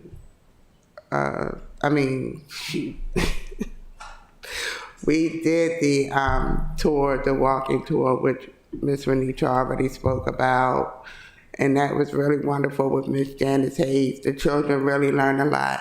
In fact, I can't go outside without a few children coming to me and asking me, when are we going to go on another field trip? When can we do this again? And so it's very important that we get more funding so that we can be consistent with all the classes that and things that we have actually done in the community and that we have been asked to do, so that we can be more consistent with doing things with the children and taking them outside of their little boxes, because they really don't have much to do in the Clay Street area. I know people say, oh, y'all have Stanton Center there.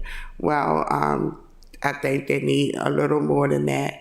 I'm not saying anything bad about Stanton Center, but I think we need a little more than that. We'd like to have the opportunity to take the children to other educational places like the Aero Science Center, the Black and Wax Museum, maybe to Massanutten, to teach them how to fish and camp and things, you know, get them outside of that community where otherwise they may not have the opportunity to do so.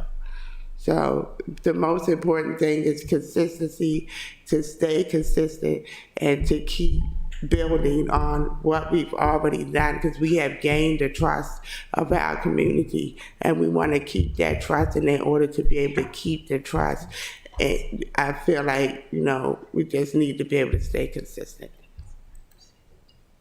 That's all I. And so across the different events, from some of the smaller events where they're more like 5 to 10 people, to then some of the larger field trips where you all had about 40 to 45 people. So they were able to serve hundreds of community members this summer. And then also going deep. So if you go to the next slide, so in terms of case management, this is the really deep part, where as Renitra builds trust and Veronica builds trust in their community, they meet people who really are ready to be vulnerable. And so Renitra works with around 7 families with whom you're meeting weekly. And if you wouldn't mind just describing what that looks like. Yeah, I go in and I basically see what their needs are, and I've helped them find resources for food, driving, school, clothes, furniture, whatever it is they need. I typically just try to find a resource for it. I also work with a couple families in Eastport as well. And it's a really tough job, and I just try my best to help them meet the needs of their family, and whatever they have going on, we try to get the things that they need so that they can live, you know, as good of a life as they can, given their circumstances, depending on what's going on with them. And I just I don't know if Renitra would toot her own horn, but we have just seen some of the parents really thriving because of their relationship with her. So seeing a mom that was about to get evicted, wasn't working, was having extensive health issues, who's now got a great, gotten a good job. Her daughter's doing much better. They're in their home and doing well with that. She was able to address a lot of her health concerns. And so seeing that needle moving, and it's going to be one child, one parent, one family at a time. But as they're working, it's helping the whole community get stronger too. And I also, I go to school with some of them to help sit down with meetings with the counselors. I've also gone to doctor's appointments with people if need be. So wherever they pretty much need me, I'm there. And I don't like to toot my own horn because I'm just doing what I do best, which is helping people. And I don't know if it'll work, but we did have a couple of testimonials if it'll play.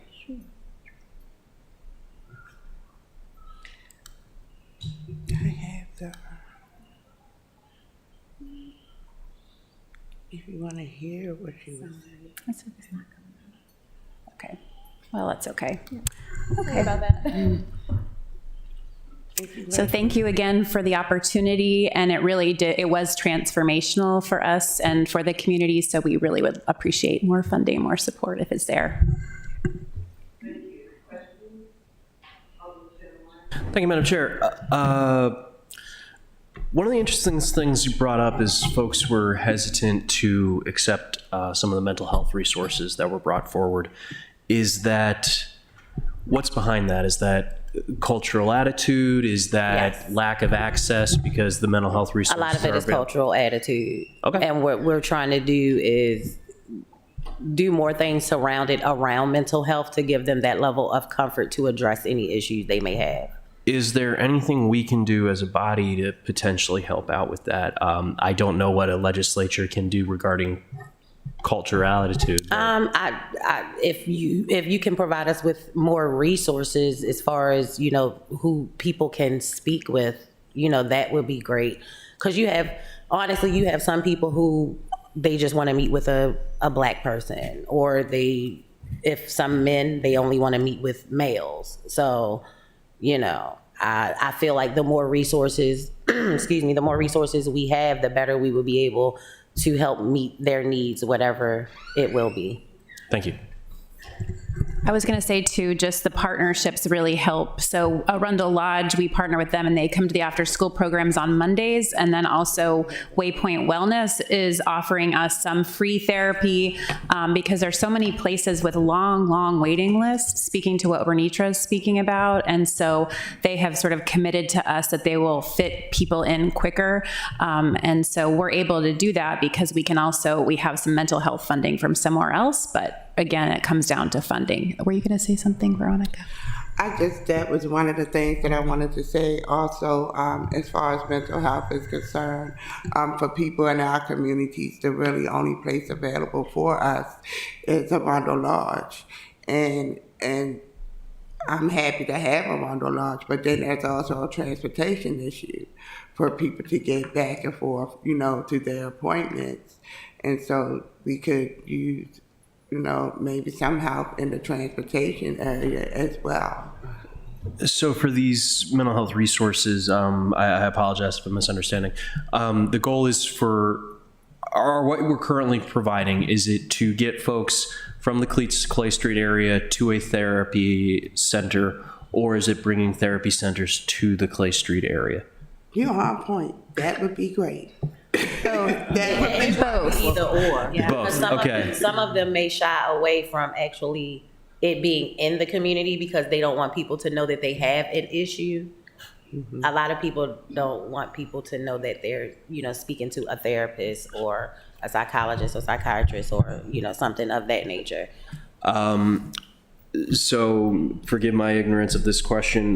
With an expansion of online therapy options, I very much understand the stigma, and I don't want to put out people that I'm seeing a mental health professional. But with the spread of online therapy options, that has helped.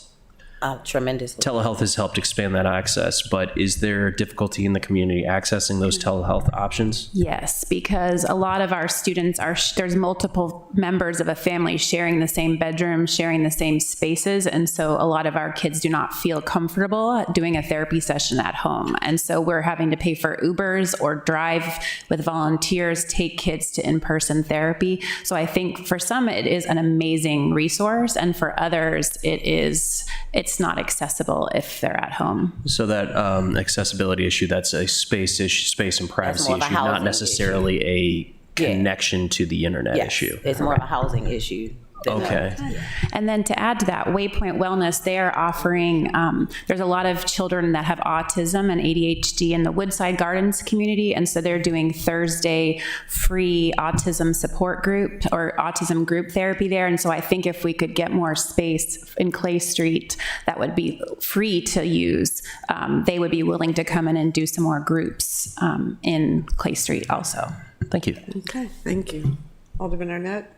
Thank you, Madam Chair. I'm really struck by both the breadth and the depth of your operation, and certainly our contribution can't be close to the amount of resources you're getting. I also was struck by the strong parallels, although I think you have a broader program than one that I'm familiar with, Seeds for Success.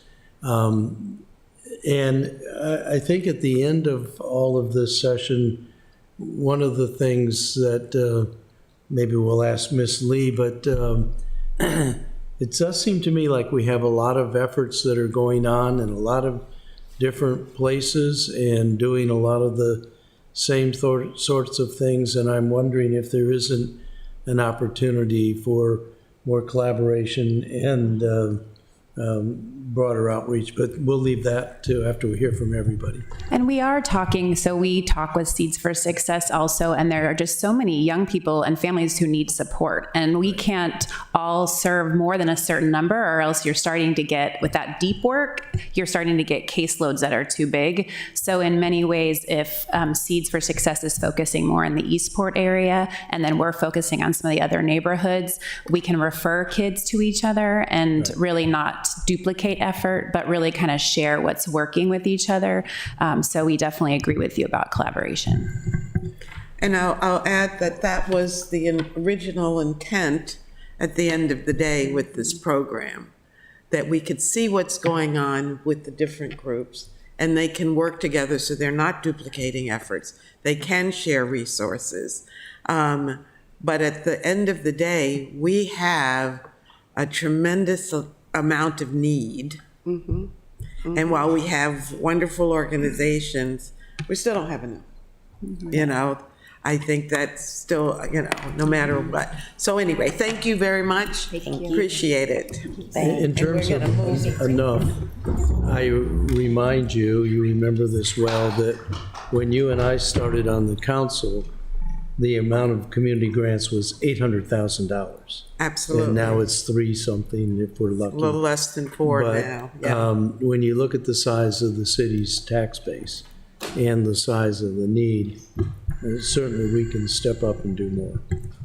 And I am eternally grateful to the council for supporting this effort and for 2 years in a row. So, Ms. Lee? All right, thank you.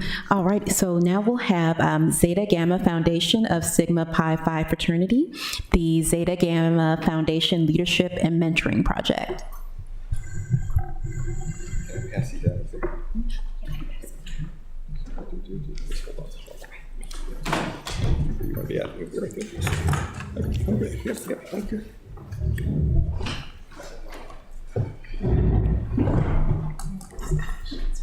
Okay. Do they have? No slides. Okay. Yeah, no slides. Yeah. Next time.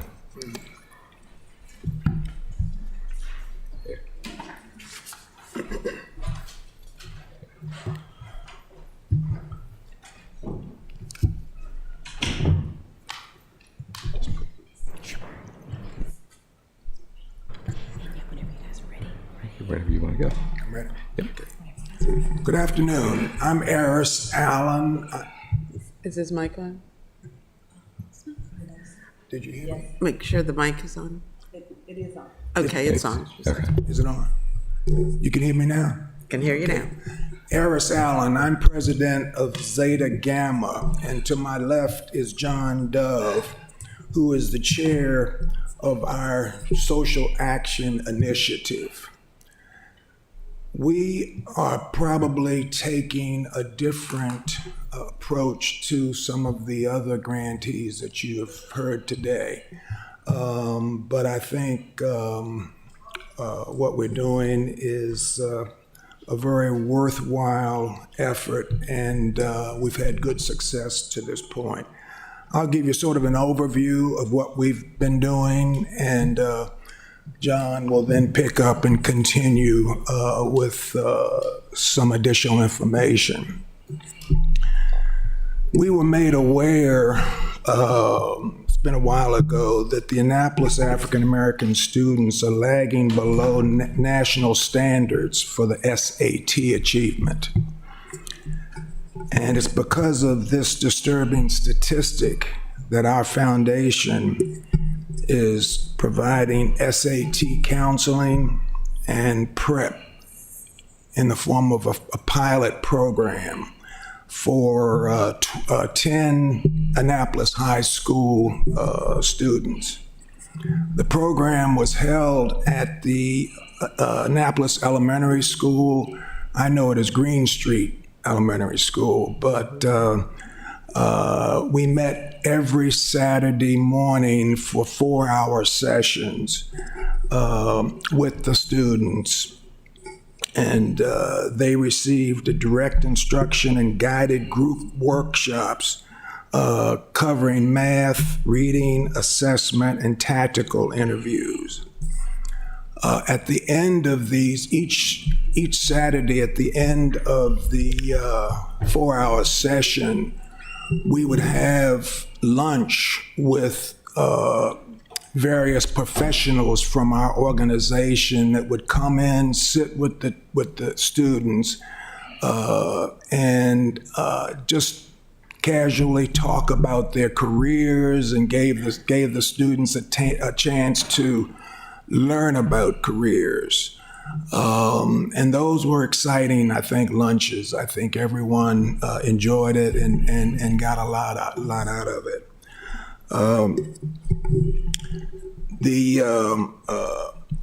we hope that eventually we can continue these lunches as well as some of the SAT prep sessions. We're obviously have a certain limit on what our funds, what funds we have available. So we'd like to continue and develop the program even further. One of the things that we do plan to do this month, I think, is to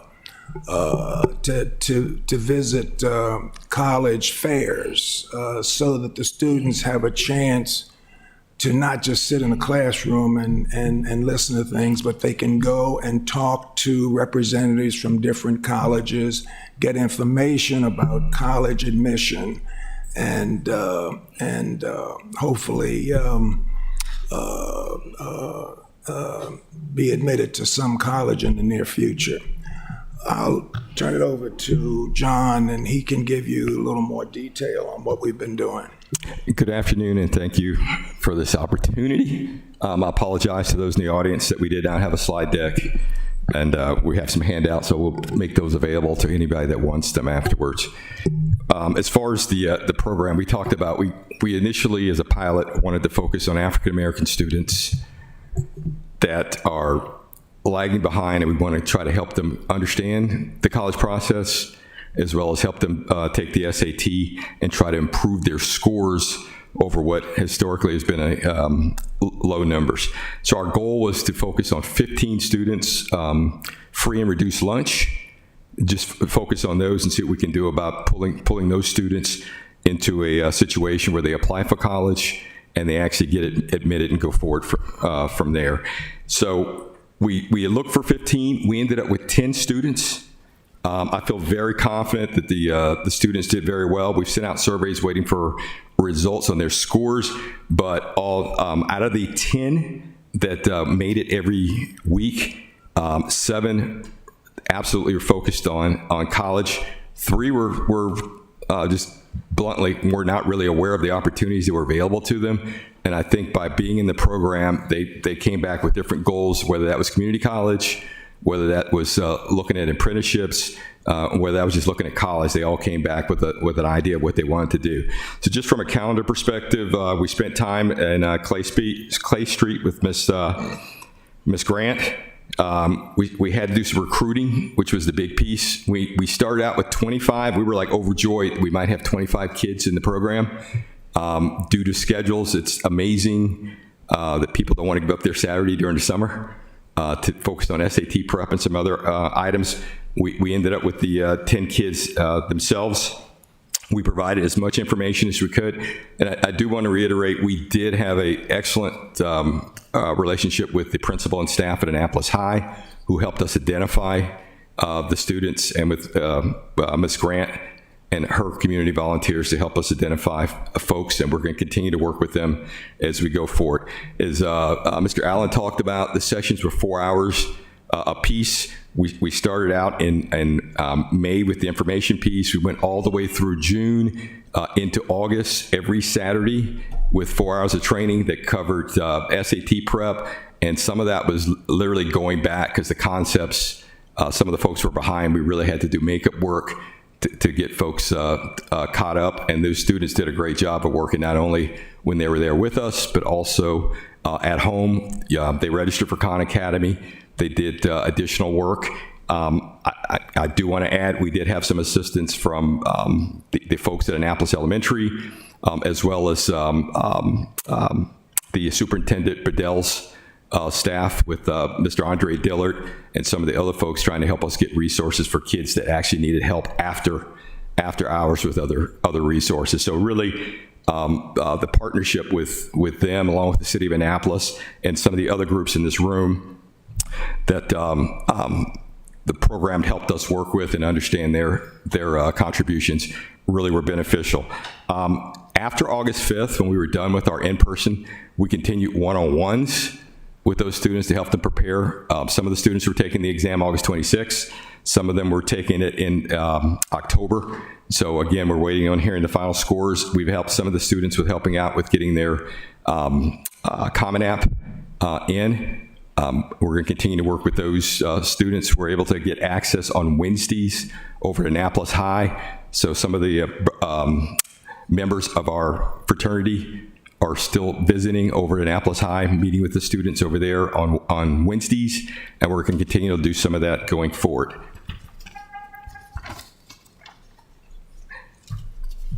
As far as current things that we want to work on, and again, I'll leave this to your reading as we go forward.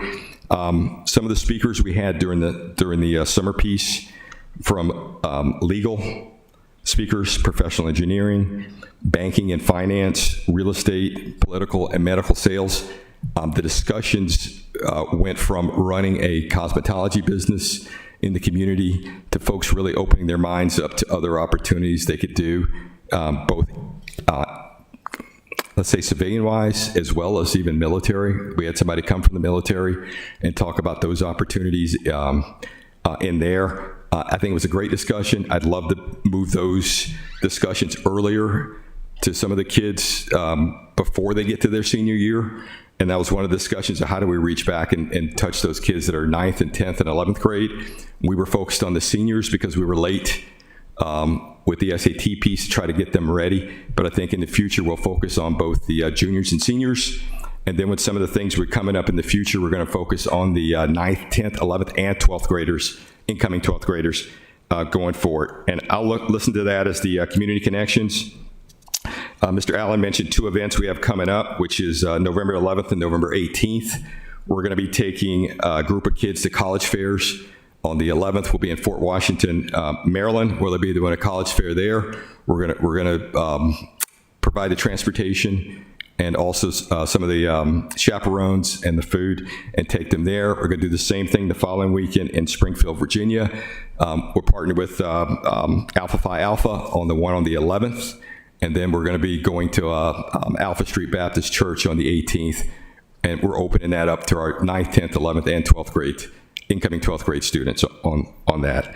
So we're really excited about that. We're hoping to get up to 45 students. So it's going to go beyond the initial folks that we had. We really want to expand our reach, and we're going to be able to do that with these upcoming 2 trips. Also, one of the things that we're working on and just waiting for dates is we're going to bring 2 speakers into Annapolis High School. We're leaving it up to the administration on how they're going to target folks, whether that's going to be school-wide or whether that's going to be focused. We're going to bring in two speakers to really talk to some of the professional issues and some of the struggles that some of the students may be having and see what we can do with moving forward.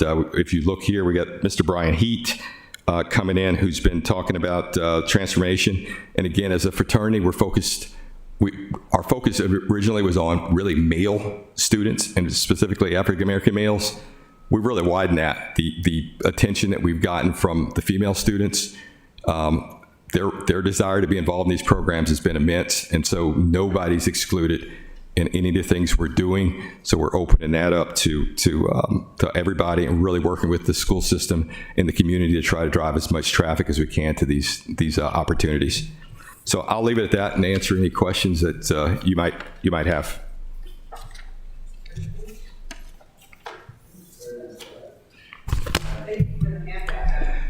I'm not on. Thank you for the handout. That's very appreciative.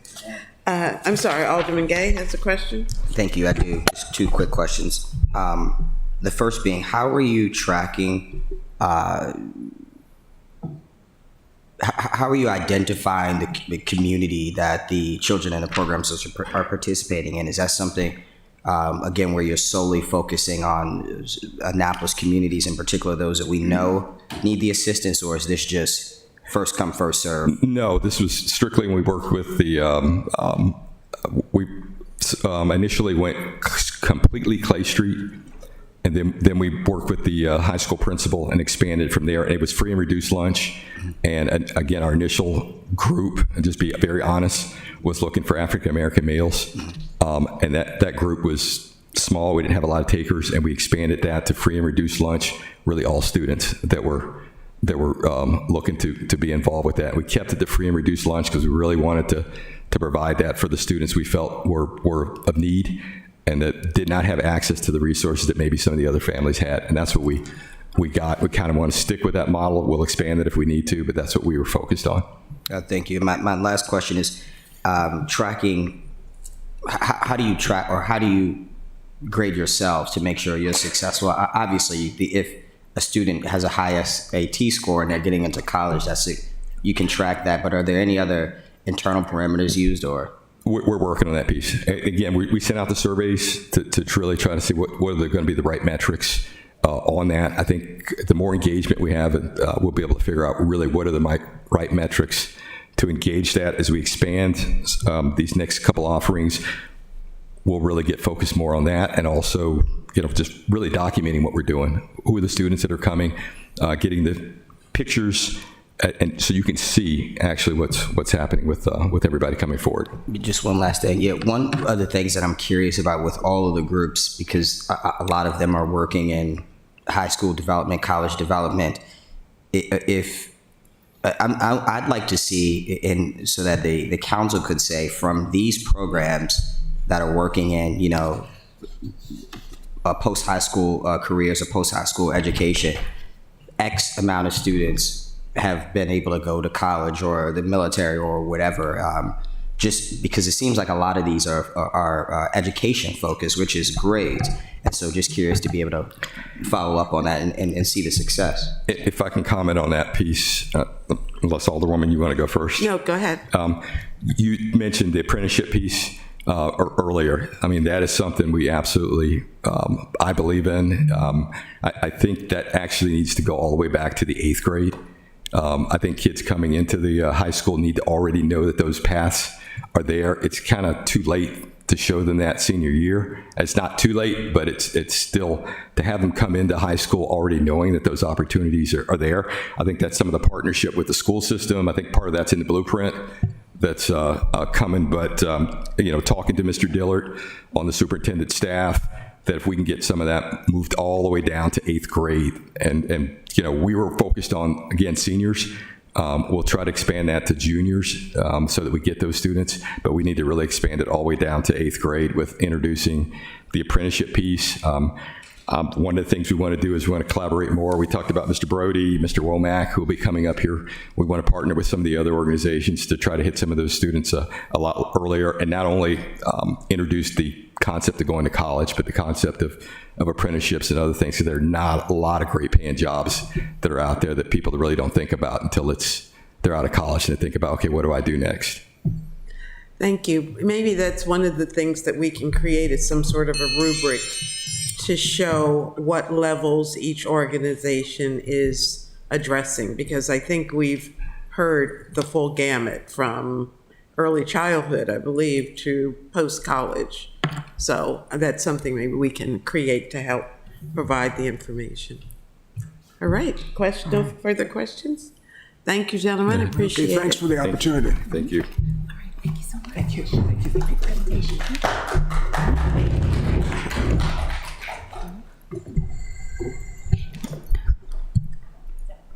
All right, thank you so much. All righty, so next we have Street Angels and their Yard to Table Community Garden Project.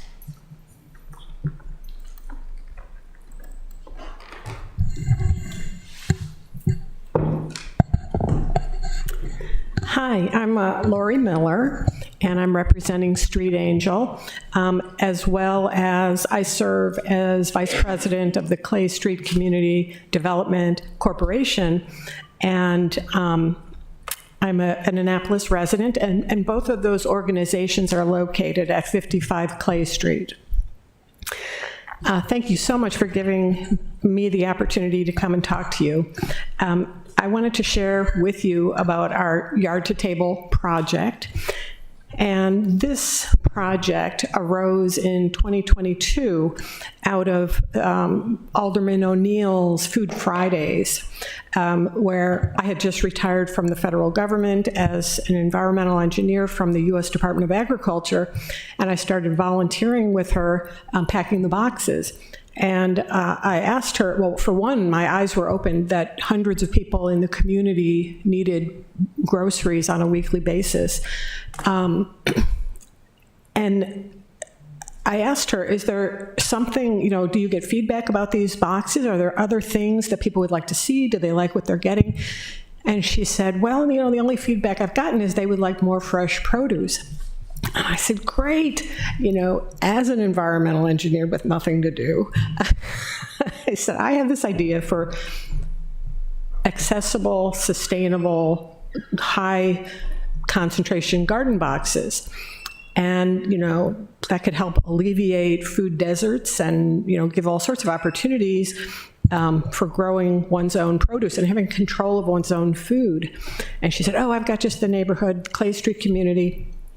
And so, go to the next slide. And so we launched the effort. It started as a pilot project. And so in fall of 2022, we built 2 boxes. And these boxes are 3 feet by 3 feet, which is why it's called yard.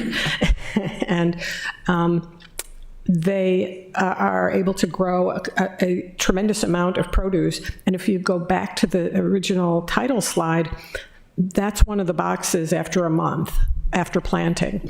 So it was just brimming with produce. And so our first step was to meet with the community leaders of Clay Street to see if they even wanted something like this. And I'm so grateful because the leaders we met with were Renitra Anderson and Veronica Grant, as well as Shirley Gordon and Pastor Isaac Vineyard. And they did want to do something like this. So we started off with the, you know, baby steps last fall, 2 boxes, see how it would go. It went better than we could have expected. I mean, the amount of produce that they were able to grow was just a beautiful, beautiful thing. So we obtained the grant from the City of Annapolis, as well as from a smaller grant from the Chesapeake Bay Trust, and thank you so much for that, because that enabled us to implement our plan. And so our plan was to address improving food security, improving life skills, and providing increasing community prosperity. And so you can sort of boil that down to eat, learn, earn.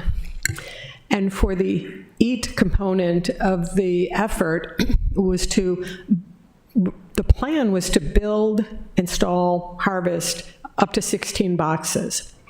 We actually built 23 boxes. We have the materials for 7 more, and we'll complete those over the winter. And 21 of them have already been installed and planted and are growing in people's yards as we speak in the Clay Street community. And we have others scheduled to go in for the next planting season. And in terms of the learn component, we wanted to conduct classes. And so we've held classes on box construction, and Pastor Vineyard has done that with adolescents in his woodworking class at the Stanton Center.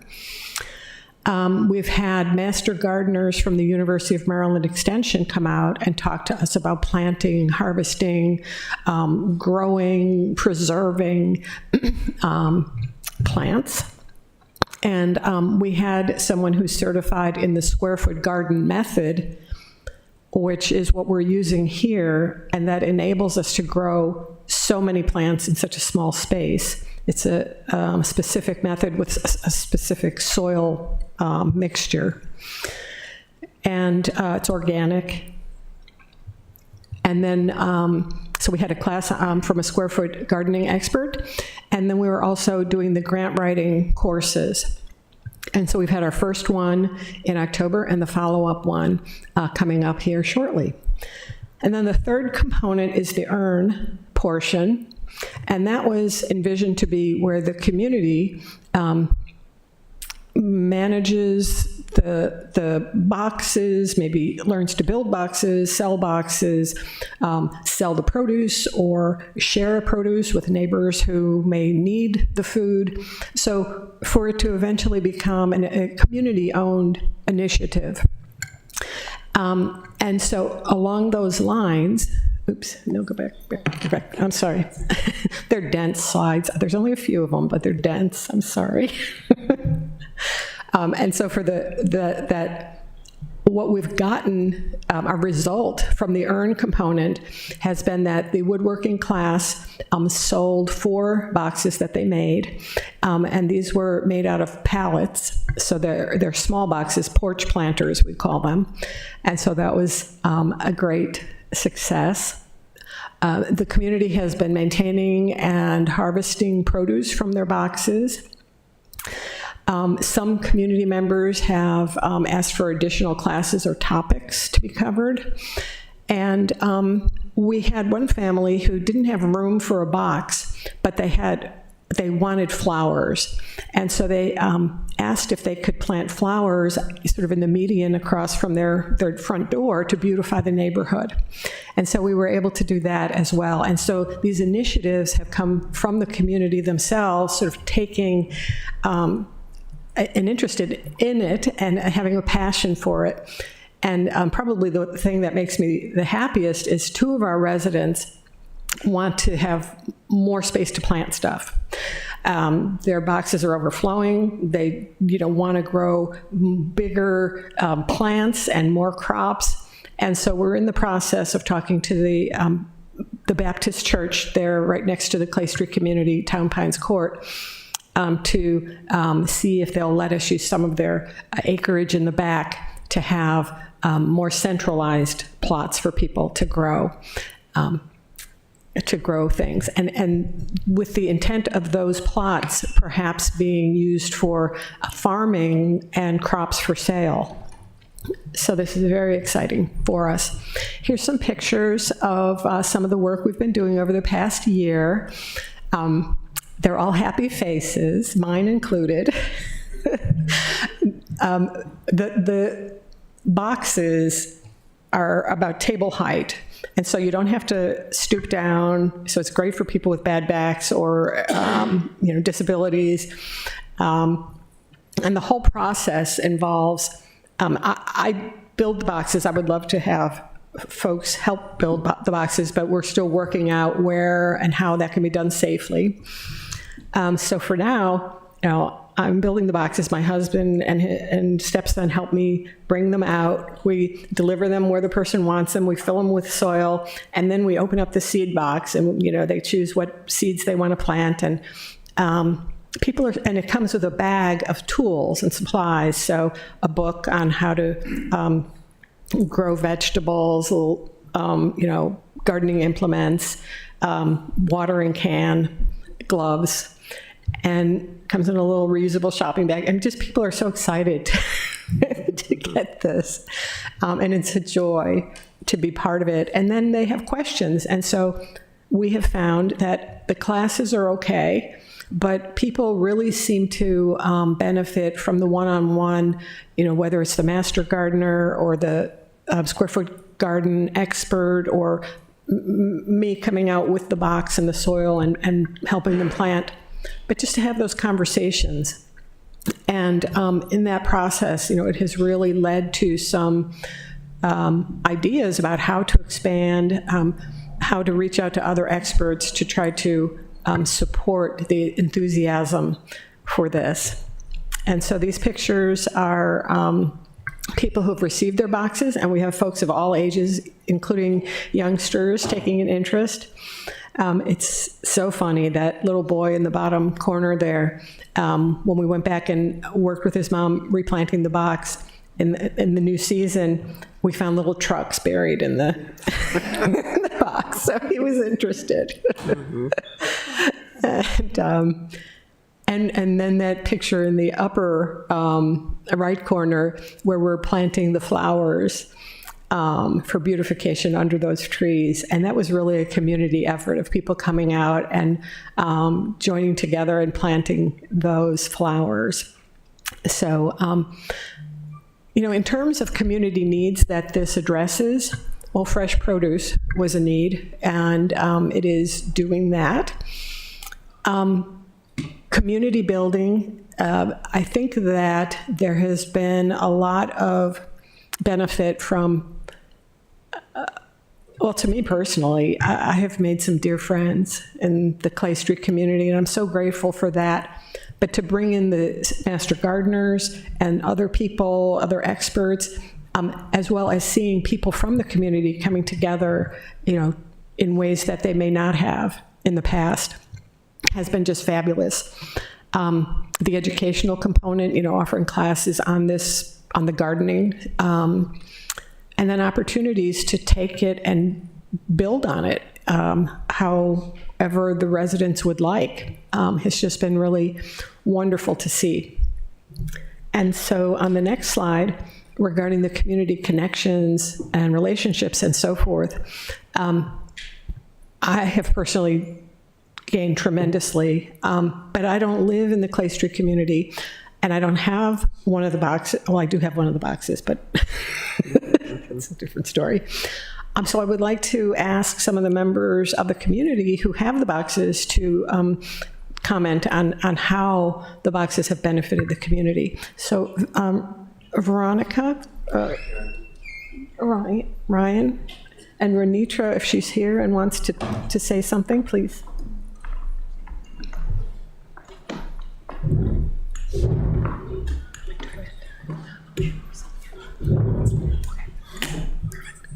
Hello, my name is Ryan Grant. I live at 23 Bates Street. When the idea of the boxes came up, I didn't think they were going to work. But when she brought them and then set them up, and I mean, she's hands-on with everything.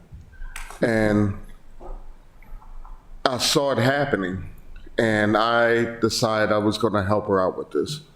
And I asked the other people in the community if they wanted to, have a box, and next thing you know, we have 4 or 5 boxes in the same row. To not have to go to the store and buy certain produce that you can have growing right there. And before, you didn't have a spot where we could grow any produce. Now we do, which is, I think, awesome. We can grow and stuff. It saves on a little bit of money that we do have in our pockets. And we definitely want her to continue doing this. There's one that I wanted, she brought experts. We would have these meetings at Stanton Center, and she brought these experts. And I'd never thought that she would, the expert would be like, oh, let's just go to your house and take a look at it. Okay, come on.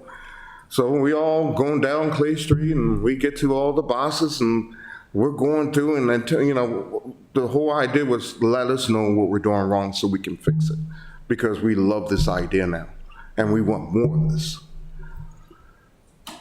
So, like the master gardener that was there, she gave us ideas. She told us, she inspired us. She inspired us. And that's why there's so many boxes in Clay Street area. We want 100 boxes down there. Plain and simple. If I could have 2 boxes, I want 2 boxes. But, I don't get space for one. But, I please let this continue. I'm looking forward, she's inspired me to where I'm looking forward next year, not only her box, but it's giving me ideas how to just beautify the back part of where I live and grow my own stuff, And I actually did that this year. I didn't have to go get cucumbers or tomatoes, I step out my back door. Well, mine's about 10 feet tall now. And I grab a tomato off if it's right, And, that's something nice. We didn't have that before, I think everybody in the community should have this. Not only for the pocket, but it's a good mental thing. It's like when I didn't have it there and I walked out back, it was just plain cement, Now I walk out there, I got flowers here. Walk out front, I got flowers there. It makes me feel better about my neighborhood for one. Wonderful. Oh, I'm talking too long. Please let her continue. Veronica, if you want to say a few words. Hi again. My name is Veronica Grant, and I live at 23 Bay Street. And my husband has really been excited about the gardening and the gardening boxes, and it really has helped him. Can you not hear me? No. Oh, and I'm sorry. And it really is helping him with the mental capacity as well. So it's wonderful. The other thing I like to say is us and a couple of our neighbors. So what we do, like one of my neighbors, she has like strawberries and, other things. So we kind of swap stuff. So that's pretty cool. Like we've given our neighbors tomatoes and cucumbers, and they may give us some mustard greens or strawberries, so it's really helpful to the community, and it does save us a lot when it comes to having fresh produce, because produce is really expensive. So we may not be earning, but we definitely sharing and saving. So we look forward to for this project to continue, and so that we can continue growing our boxes. So thank you. Thank you. Thank you. And just to wrap up, so for the future, we'd like to expand to another community next year, perhaps Annapolis Gardens. We'd like to work with the church or the Elks Lodge to get more space for the folks in the Clay Street community who have expressed an interest. And we'd like to continue to engage the University of Maryland experts, as well as other experts like the Rodale Institute, who can advise on forest gardens, forest farming. Thank you so much for the opportunity to speak and for the funding for 2023. Thank you. Alderman Chandler. Thank you, Madam Chair. I love this program. This is really innovative, really interesting. It touches on like a lot of classic Strong Towns principles of like getting people out in the community, eyes on the street, interaction when you're out with your garden, working on the flowers. I got a question for you is how do you prevent bottom rot in your tomatoes? Because every time I've tried to grow them, they just rot from there. But one of the primary things I have, so these are good individual garden boxes, correct? The folks are just planting in front of their home? Correct. For the centralized locations, you were saying the goal of that is to also get into potentially selling fresh produce, or is it all trying to keep it internally? Or are we trying to donate it to like Anne Arundel Food Bank, little A, little B, little C? I think all of the above. And so this whole project has been an experiment, if you will. Gardening is an experiment, as you know. And so we're just taking, the baby steps as the interest is expressed by the community.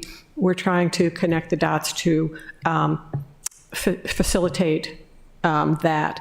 And so perhaps with the church, if we can do like a forest garden, which, is like an apple tree surrounded by blueberries, surrounded by lettuce or whatever, that can be a calm, serene place to be, as well as, providing a food source adjacent to plots where people perhaps can, I don't know what the right, not necessarily rent, but reserve those plots for their own use. And we have had people express an interest, Ryan, in growing larger crops and more of them, and another lady who, two more ladies who want to explore farming.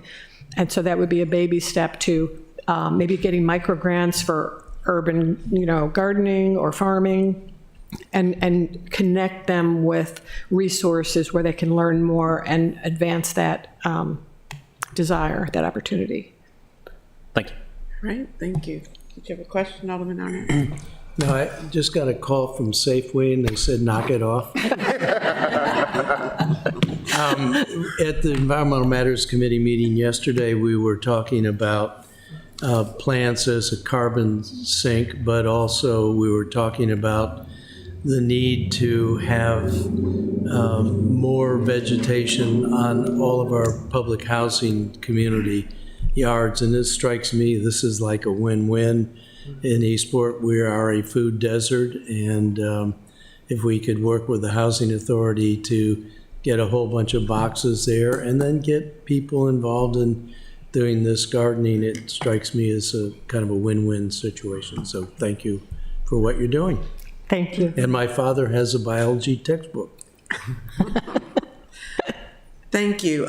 Very quick question. Have you approached the Board of Ed about using J. Albert Adams Academy? Not approach the Board of Education. That's a great idea. One of the our colleagues from the city has suggested talking to the academy about them perhaps having some space. And so if I had a specific person with contact information, that would be really helpful. I would suggest the superintendent of schools. Okay, thank you. All right, thank you very much. Appreciate it. I know we're running behind, so we're going to try to move along. All right, thanks. And now we'll have the OIC of Anne Arundel County Incorporated and their Spanish Career Pathways program.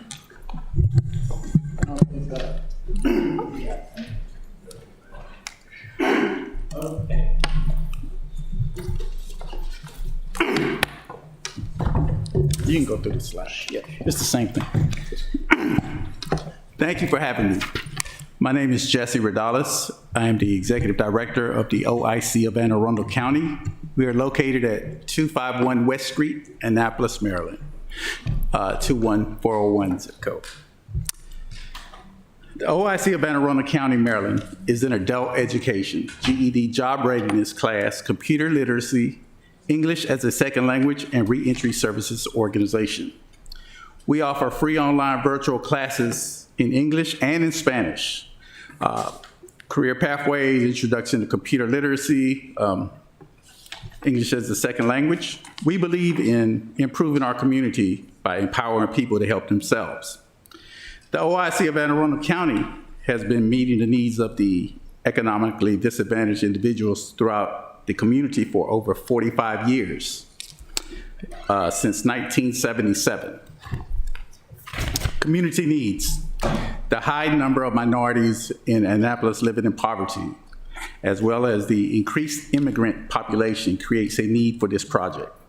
OIC provides training to increase the job readiness and education level of low-income city residents. OIC provides English training to the ever-increasing number of immigrants who needs to be able to effectively communicate if they are to obtain employment. With your funding support, OIC takes individuals from being in need of resources to being resourceful taxpaying members of the community. Now this, I'm just gonna highlight some of the stats. Annapolis has a school dropout rate of 11%, which is the second most percent who dropped out of school. The first being Edgewater.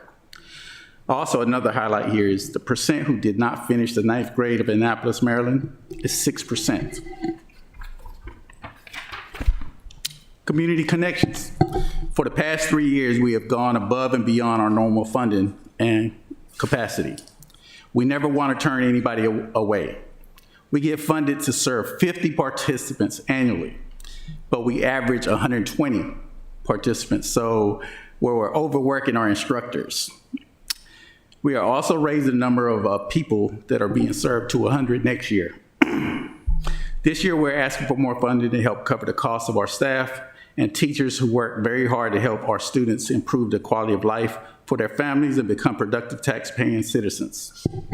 We can go to the next slide. Some of this review. How do we document our participants? Collection of household and income data, monitor trainees' progress while enrolled. We call them, we give them surveys. Who are the targeted populations that we serve? Persons who are homeless, persons with physical disabilities, mental illness, HIV and AIDS, elderly people, at-risk children and youth, the reentry population, and the Hispanic non-English speaking population as well that has grown.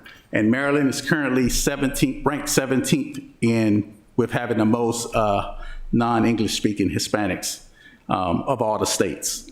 And Anne Arundel County is 4th in Maryland, the 4th county with the largest non-English speaking population. How this program differs from the others. There are no other organizations like us. All of our programs are 100% virtual. This is the new normal moving forward. And I'll elaborate on that in a minute.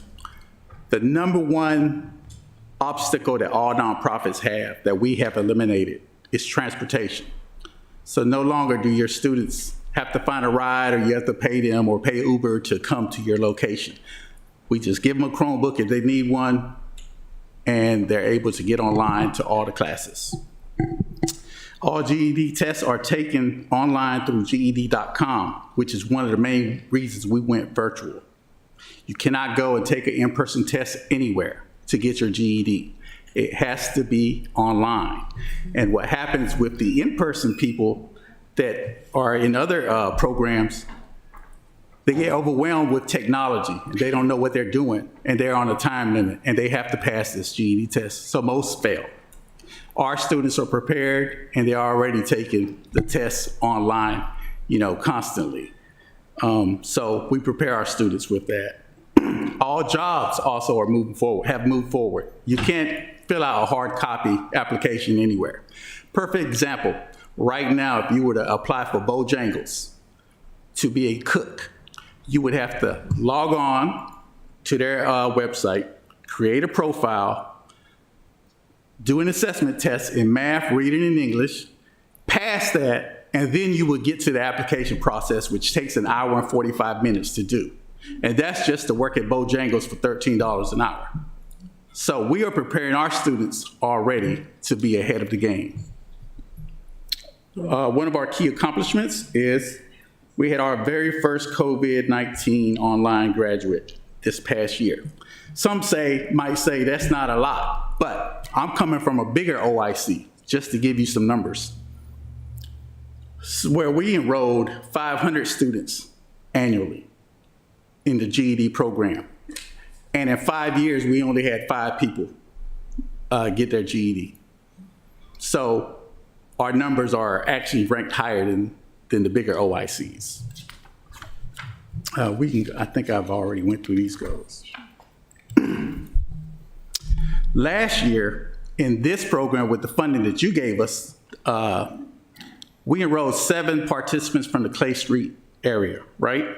Because it was a new program and people didn't really know.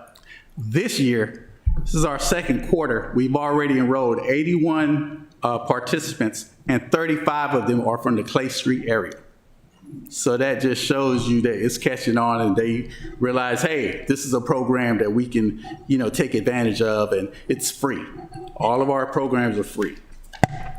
You can go to the next slide, please. We're doing the best to address the needs of the community, and we appreciate your support when making your decisions for the future. Please keep in mind that we need more funding to continue to serve this community. We cannot do it alone. None of us can. And there's a list of some of our partners, which some are here, and some you may know, that either fund us or help us or refer people to us. Now, this is one of a highlight that I would like to go over. The minimum wage in Maryland reached $13.25 in January 1st, 2023. Just think, if we were able to get our 120 participants their GED and get them employed, the breakdown would be at $13.25 at 40 hours, that's $530 per week per family. Per month, that's $2,120. Per year per family, that's $27,560. If you multiply that by our 120 families or participants, that's $3.3 million coming back to our community. And that's the data that that I wanted to highlight today.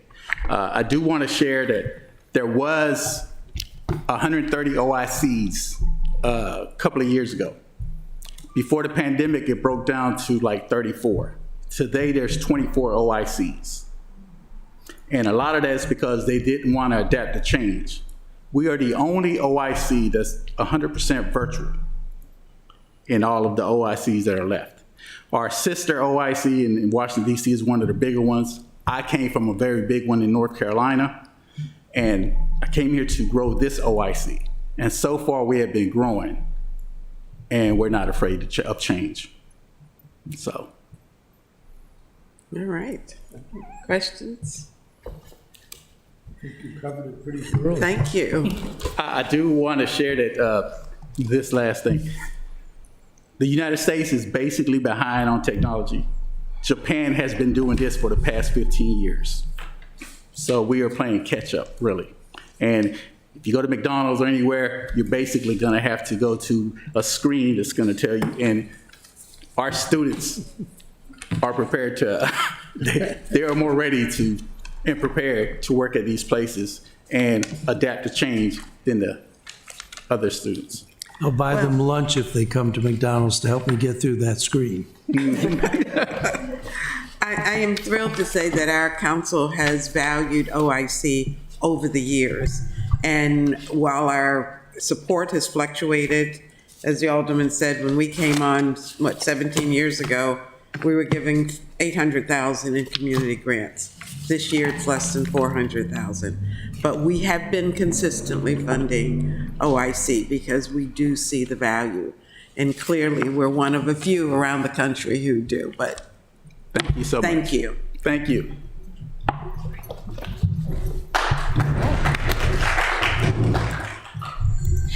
All right, thank you. So next we have Annapolis All-Stars 2, and their project is the Academic Career Exposure and Sports Program.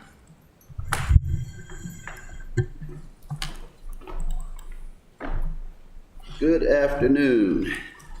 Afternoon. We're the All-Stars. We count every man. Here we come, here we stand. Would you like to give us your name and your address? I'm Stanford Womack. I'm the CEO of the Annapolis All-Stars 2. And to my left is Shirley Womack. She's our secretary. And to my right is Michael. And your address? My address is 21 Silipana Road, Annapolis. Mine's too. Well, we'd first like to say thank you, Alderwoman Finlayson, for just having the vision and the insight to establish this grant program. And we'd like to thank the City of Annapolis for giving us an opportunity to participate in it through this grant. My colleagues. Takes 5 votes, and we had 9, so it's all good. We stand on the principles of willingness, education, perseverance, and determination. We'll have a slide at the end of our presentation. I think you'll enjoy it. Our mission is to enhance the quality of life and promote human community development. We're not ready for that slide yet. And promote, that's all right. We enhance the quality of life to promote the human and community development through the combined efforts of youth and adult awareness in the areas of, but not limited to, academics, social and economic conditions, community resources, leadership and team building, problem solving and decision-making skills, bridging ethnic and cultural barriers. Our focus is primarily on African American boys. We try to create boys, take them from boys to men. But we also have girls participating in the program. We keep them busy throughout the year. We have a baseball program, football, and basketball. And these programs actually are hooks to get them involved in what we call our ACES program, which is academics, career enhancement, and sports. And we realized a long time ago, we started this, Shirley and I, along with some dedicated volunteers, started this program back in 1989. And we realized that, we saw that a lot of our kids were not doing well in school. So we decided to add the education piece. So once a week at the Bates Middle School, we have the kids come in with the study hall. We have tutors. We have the motivational speakers come in. We take them on trips. We get them involved in all kinds of activities that they may not otherwise be involved in. Now, 90% of our kids come from Annapolis, but we also have them coming from surrounding areas. We don't turn any kids away. If someone wants to play and wants to get involved with the Annapolis All-Stars, we're going to find a way to get them involved. Now, the community we chose for this particular grant was Woodside Gardens and Wilborn Estates, also known as Newtown 20 and Back 20. Okay, that's how we describe it on the street. We also have reached out to the Chesapeake Bay Trust through the Reverend Samuel Green Foundation. We want to try to get the kids involved in and get them to understand and learn how important the environment is and how important trees and plants are to the environment. So we're going to start with the Annapolis Gardens community. We're going to teach them how to plant trees. We're going to teach them how to develop rain gardens, how to take care of invasive species that kind of choke the life out some of the trees and plants, and also involve them in stormwater management activities. So that's something else that we're kind of branching out into to get them involved. In Woodside Gardens, we initiated the community contact with Mr. Chris Manning and his team from the Fairfield Management Company, and that was in April of 19. Our goal was to find out, what some of the needs that they had and how we could help them out. We realized that they had a community involvement association. They had a summer camp program. So we decided to support the community summer camp this year. Woodside Gardens was under a major renovation at the time. So when we started there, the residents were living in hotels. They hadn't even come back to their units. So it was, kind of iffy getting started, but we were able to pull it off. We sponsored a group of 26 kids at the Anne Arundel Community Swim Center. They swam 5 times this summer, and they had a ball. You'll see some of it on our slides. We sent them to attend the horse farm and pony party. We donated plants to the community garden. We donated materials to paint a mural on the community basketball court. We took 40 kids to Six Flags, and I didn't make that trip. I wish I could have, but Mike got that. He had a ball. Well, we decided to give scholarships to all of the children from the community for our football program, and that includes 35 participants. We've started our registration for our basketball program. Last year we had 11 teams. This year we expect to have 13 or more. So if we could start the slideshow. Do you want to start with the video first? The slides first. Now turn it over to Mike to just kind of talk about what they are. As you can see, this is the kids from out of the Newtown 20 community at Six Flags, eating good. Next slide. Next slide. You make it bigger. This is one of the kids, one of my favorite. Call him Baby Dink. he hung with me the whole time, and this was when we was eating. This is some of the kids from out of the community and in the All-Star program, girls and boys, as you can see. This was like a mini pep rally that we had.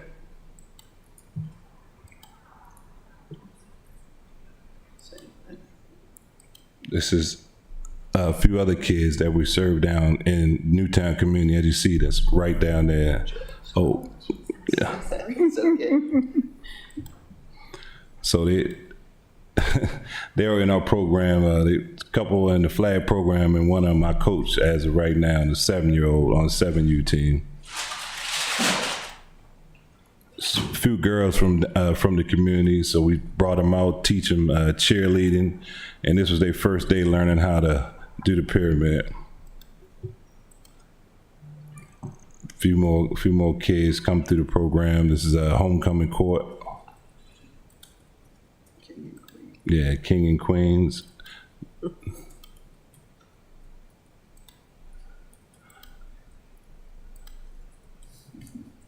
This, yeah.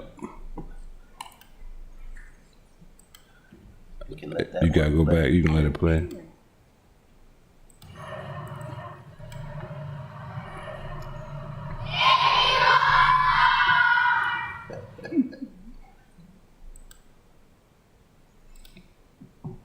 Six Flags trip with the kids.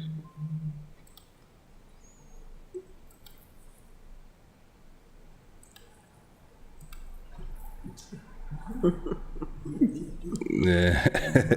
Also votes.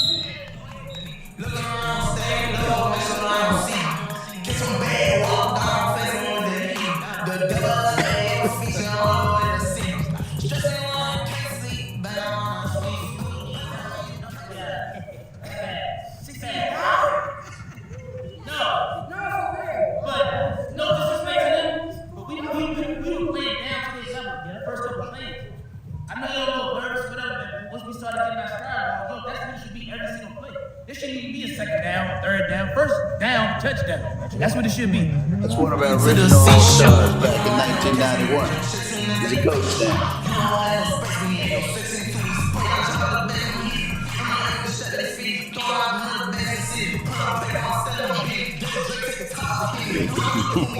Just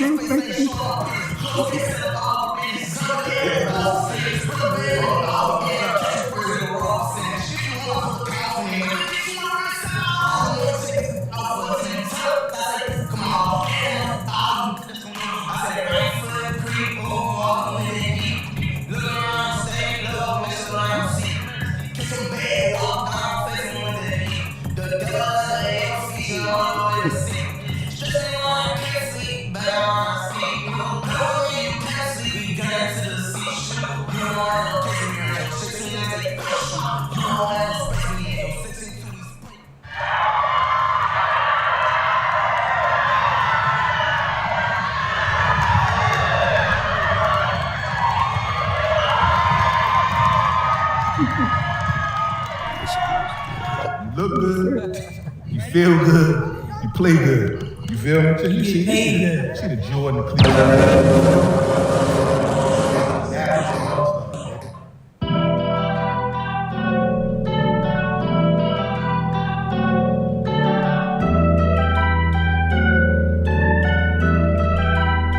Stop it.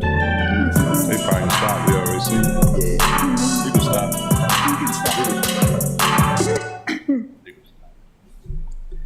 All right, just some of our football escapades. We had 6 football teams this year. We had over 250 kids participate, 50 of which were girls. 4 or 5 of those girls actually played tackle football. And let me tell you, they hit hard. Some of them hit harder than the boys. But we had a really great season this year. Oh. You need to be on a mic. But we had a really great season this year. I was just saying that we had over 50 cheerleaders this year, and we're excited about that. What we're trying to do is establish a double Dutch cheerleading squad, and we want to do it throughout the community. We want to have double Dutch contests in every community, and then finish the year with a championship of some type. Now, my imagination is once we get those little girls doing double Dutch, little boys gonna want to come out and check them out. Yeah. And that brings the community together. It brings the parents and the family together. So unless you have anything to add, Shirley or Mike, anything else, that concludes our presentation. I just want, excuse me, my voice, but I just wanted to say that we also are still in Bates Middle School, where we're working with the school. I go there and I also give them a roster of the kids that's in our program. So if there is a problem, anything like that, sometimes they'll call me, or if I see them in the office. So we're still not just on the field, but we're trying to be hands-on in the school also. And the principal and the vice principal, they are very pleased that we are there, because the kids rather for you to actually call their parents rather than to call the coach.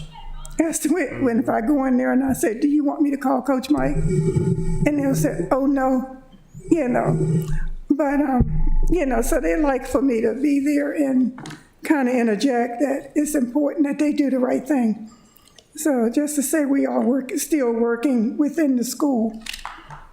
And my voice went somewhere else. I don't know where it is.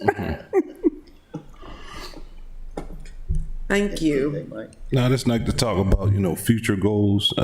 One of our future goals is trying to tackle the ages between 12 and 18.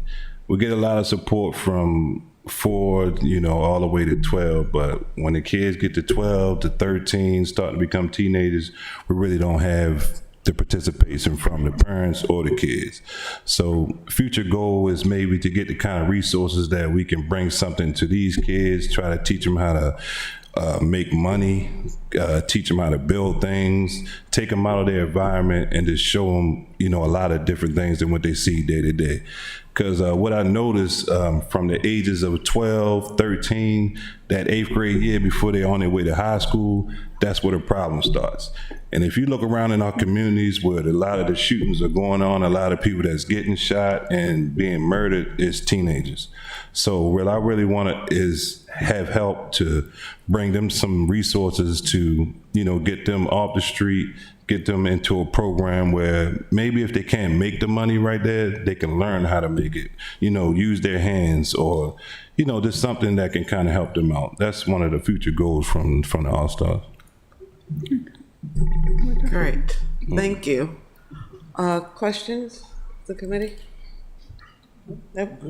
Alderman Gay? Thank you. I just want to, just saying, I see they practice across the street from my house every night, and so I see the impact that it has on our community. I think is great. I'm a supporter of organized sports, and particularly like a sports league in our city, and so always pleased to support this program. I think they do a great job. I know a lot of my friends have kids that are on the teams and stuff like that, and so it's important. And to the point that you said about building life skills, it makes me think last night the Steelers were playing, and one of our the players, you know how they do like those little like just segments or whatever. He was talking about how important youth sports were for him. That's like where he learned life skills, and just so obviously agree with you 100% and just praise those sentiments. So thank you.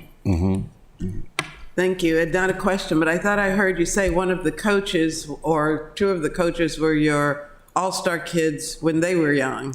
Yeah, we actually have, I think, 4 of our alumni that have came back to coach, but we have participation from some of the coaches that started with us started playing ball with us at 8 years old back in the 80s and 90s, and they support us. You know, they're just happy to see the program reestablished because it's so important. You know, one of the things I know that if we get these kids playing together at 4 years old, you know, that's kind of when I started playing ball. And I still have friends today from all over Annapolis that we still communicate with each other and reminisce about our experiences playing youth league ball. These kids start at that age and they start developing and bonding. You know, by the time they hit that 13, 14, 15 age bracket, they'll start saying, hey, no, that's my boy. You know, I played ball with him. We did stuff together, you know. So that's kind of what it's all about, just trying to bring the community, bring the village back. Thank you very much. Oh, I'm sorry, Alderman Shannon. Thank you, Madam Chair.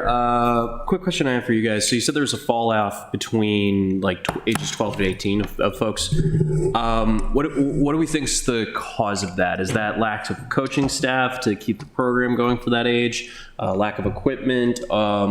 Just kids have other options and go in other directions, or money? Just money? Money. Because, you know, by the time they're ready to go to high school, as I can say, they'll start smelling themselves, as our parents would say. So they're looking, you know, to look good. They're looking for a way to make money. And the average kid can't work until maybe 15, 16, maybe even older than that. So by the time they're 12 and 13, because the kids are starting younger these days, so much technology, they're seeing so much. And I think once they leave our program, we only go up to 13 years old. So after that, they're kind of going over to high school. So I really think it's a money thing. It's if the kids can be learning how to work and make money, then maybe we can change the mindset of them maybe wanting to be street kids, you know, just want to do different things outside of the neighborhood. No, thank you.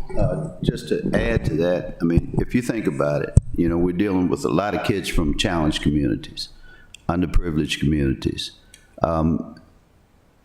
Most of these kids have seen someone get shot, someone get murdered in their community. They see drug proliferation. They see all kinds of things that wasn't necessarily going on when I came through, but it's happening now. We've got social media that exposes our kids to whatever they want to be exposed to. So those are the things that are kind of, you know, creeping in. And when Michael talks about money, you know, there's money in drugs, okay? Let's keep it real.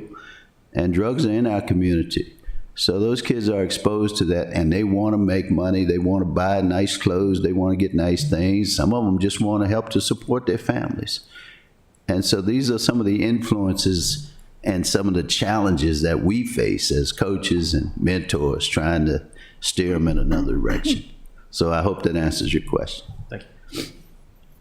Okay, no further questions. Thank you very much. Thank you. Thank you. Thank you.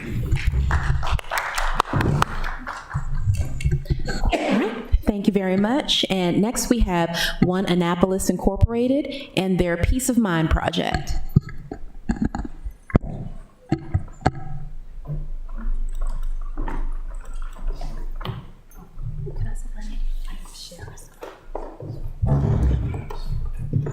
You can go first.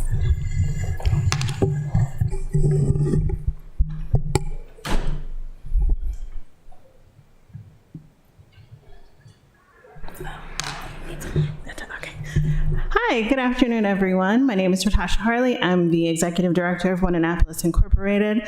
I'm going to be very brief because this project, although our organization was the fiscal sponsor of it, is completely the brainchild of Ms. Bridgers. So we are actually focused more on educational spaces and impact for children. But this project, of course, was a really, really impactful, well thought out, passion-driven project that Takara and I spoke about, I want to say a year before this amazing grant funding was even available, on how to provide a space for women in any Annapolis community to have just to have peace. And Takara specifically wanted to do that through art therapy. So I'll turn it over to her. Yes, so my name is Takara Bridgers. I live in Annapolis. I think we're supposed to say the address, 1181 President Street. Outside of Peace of Mind Project, I also work in the community. I have a career readiness program called Cosmetology Minded for high school students. So, like Ratasha said, we actually spoke about the program. We just had a topic of discussion, and I told her I had a program written called Peace of Mind Project. And then I want to say thank you, Ms. Finlayson, for opening up the funding opportunity, because Ratasha actually told me about it, and she offered to physical sponsor because she said it would be perfect for what your initiatives are. So this part of the presentation is kind of scripted. I'm just going to read.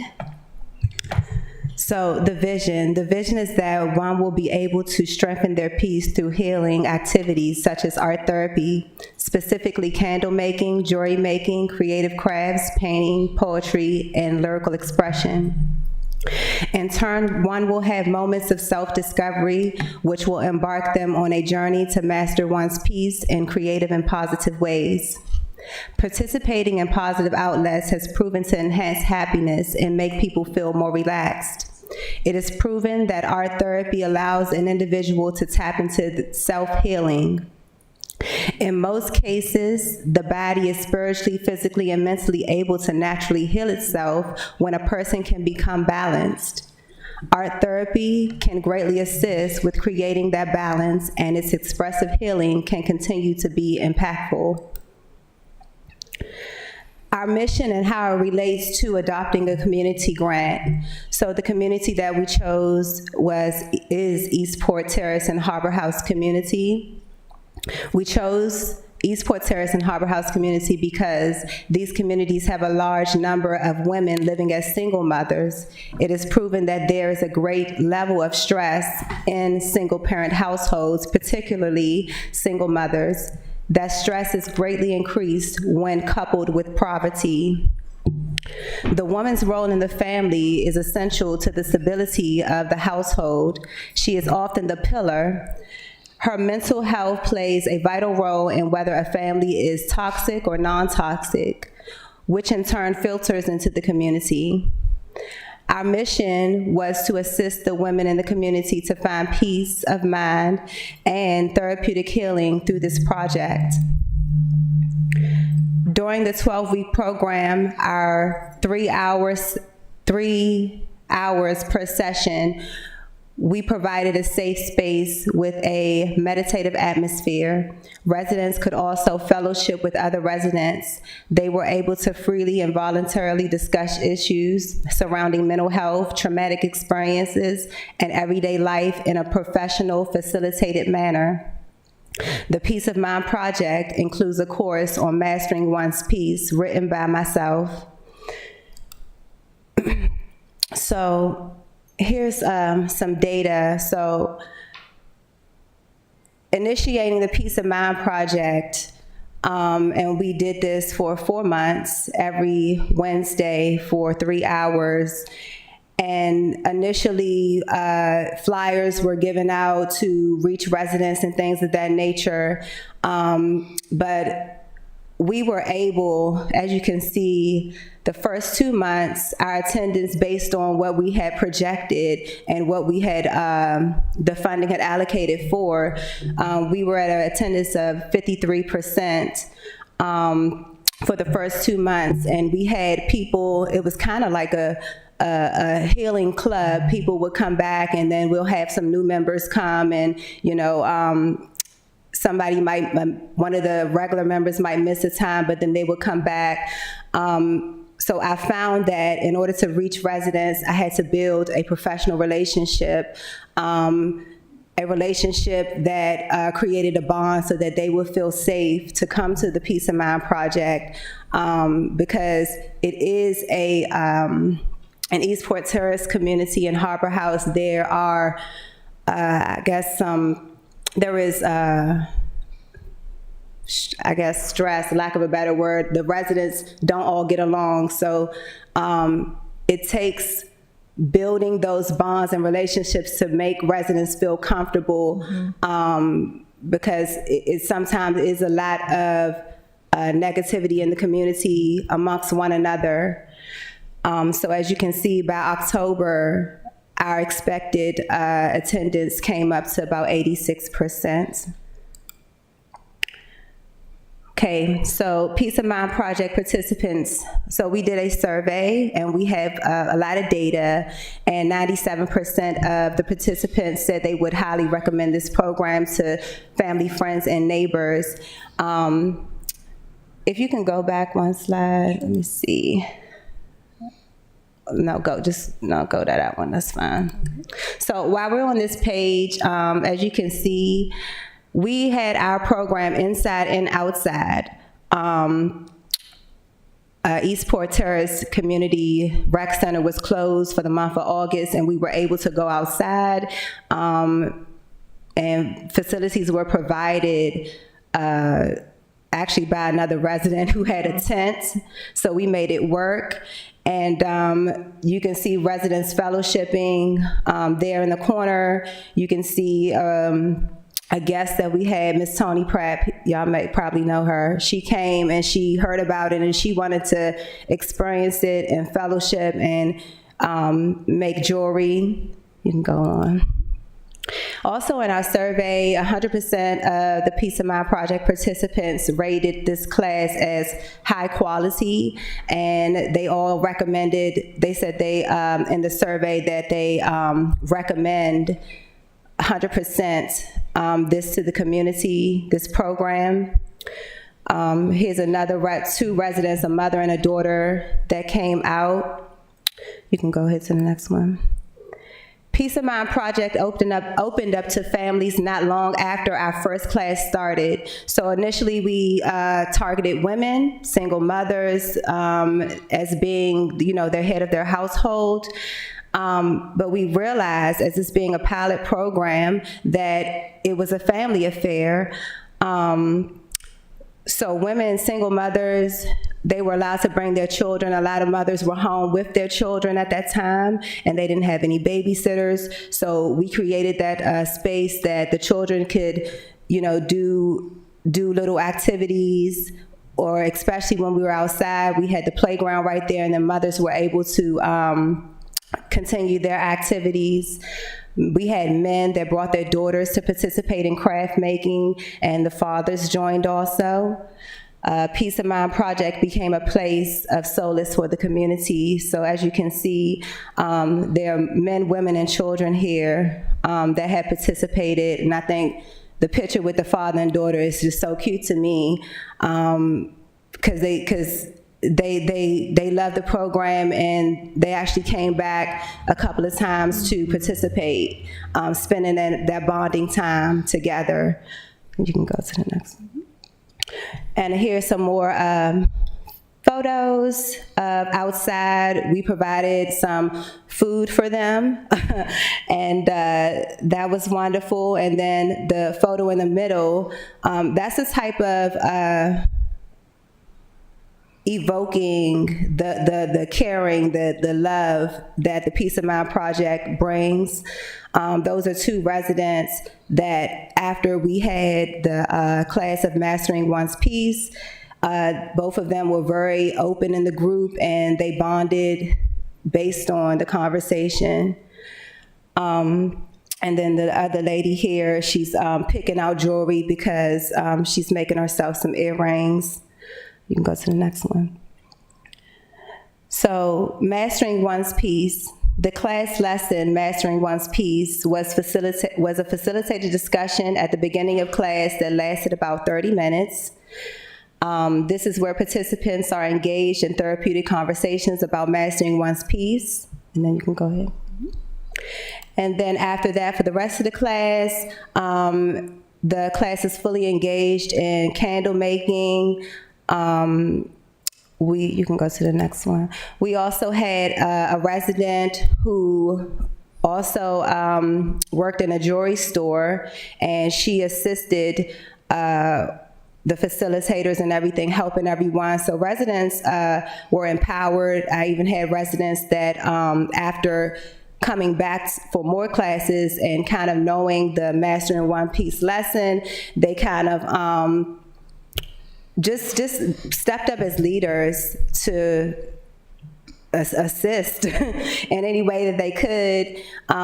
Just a very serene time and a loving class that we've had for all 4 months of classes.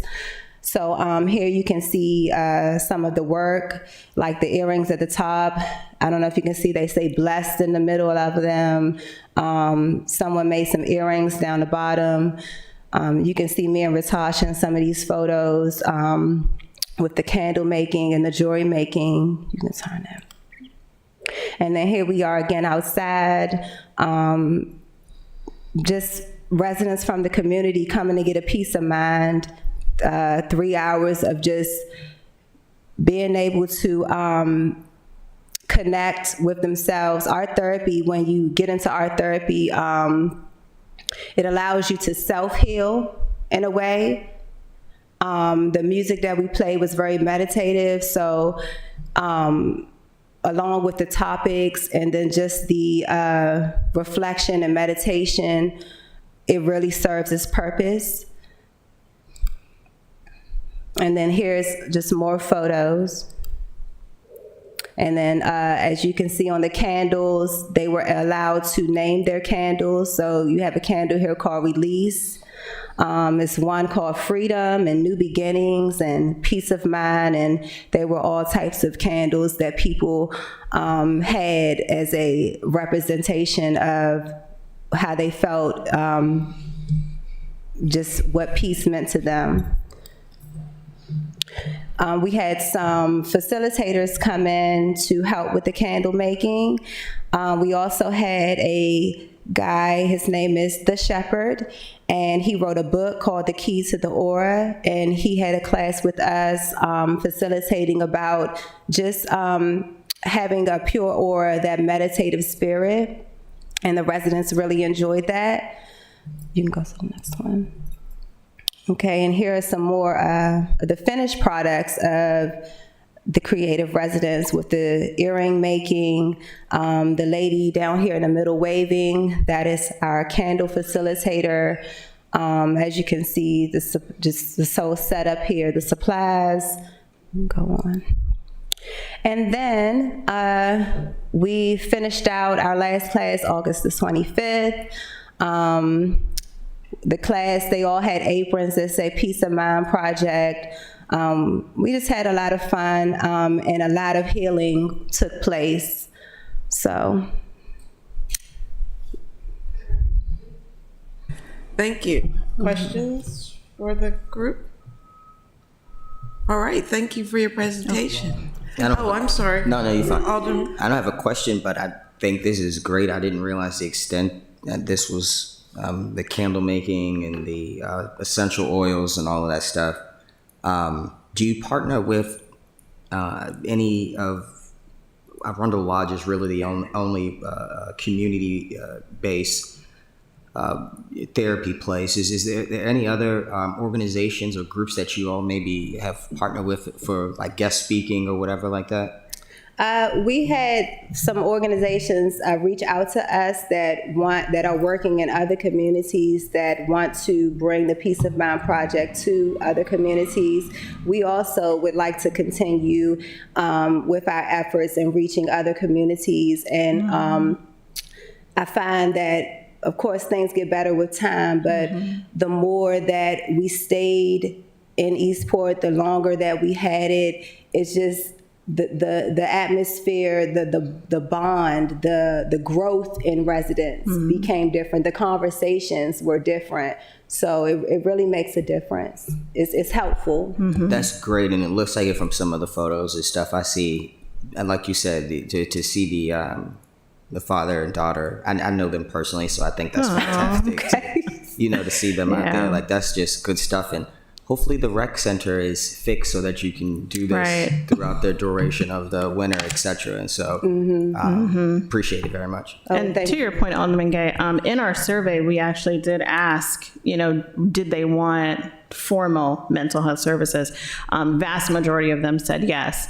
And so no, that is not something that we have created any kind of formal partnership with. But to Takara's point, what we saw was, and I know for me personally, because I've never spent a lot of time in Eastport before this, was I didn't know, right?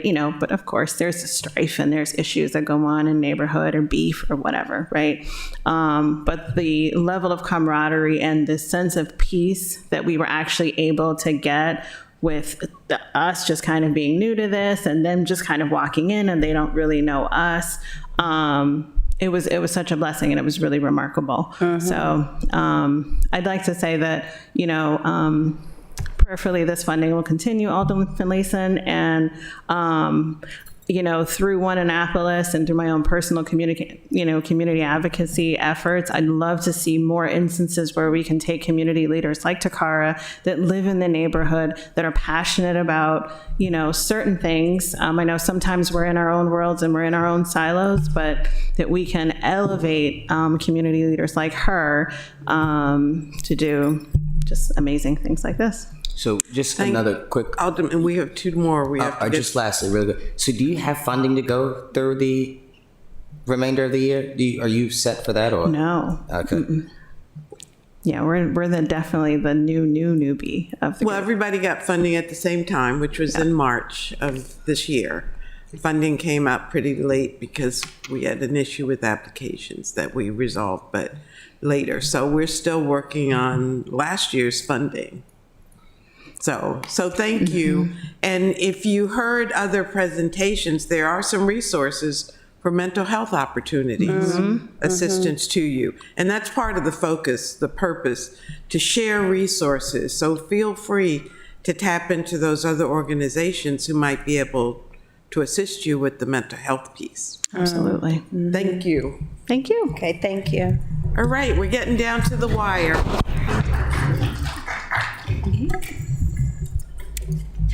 All right, thank you. So next we have John Wesley United Methodist Church.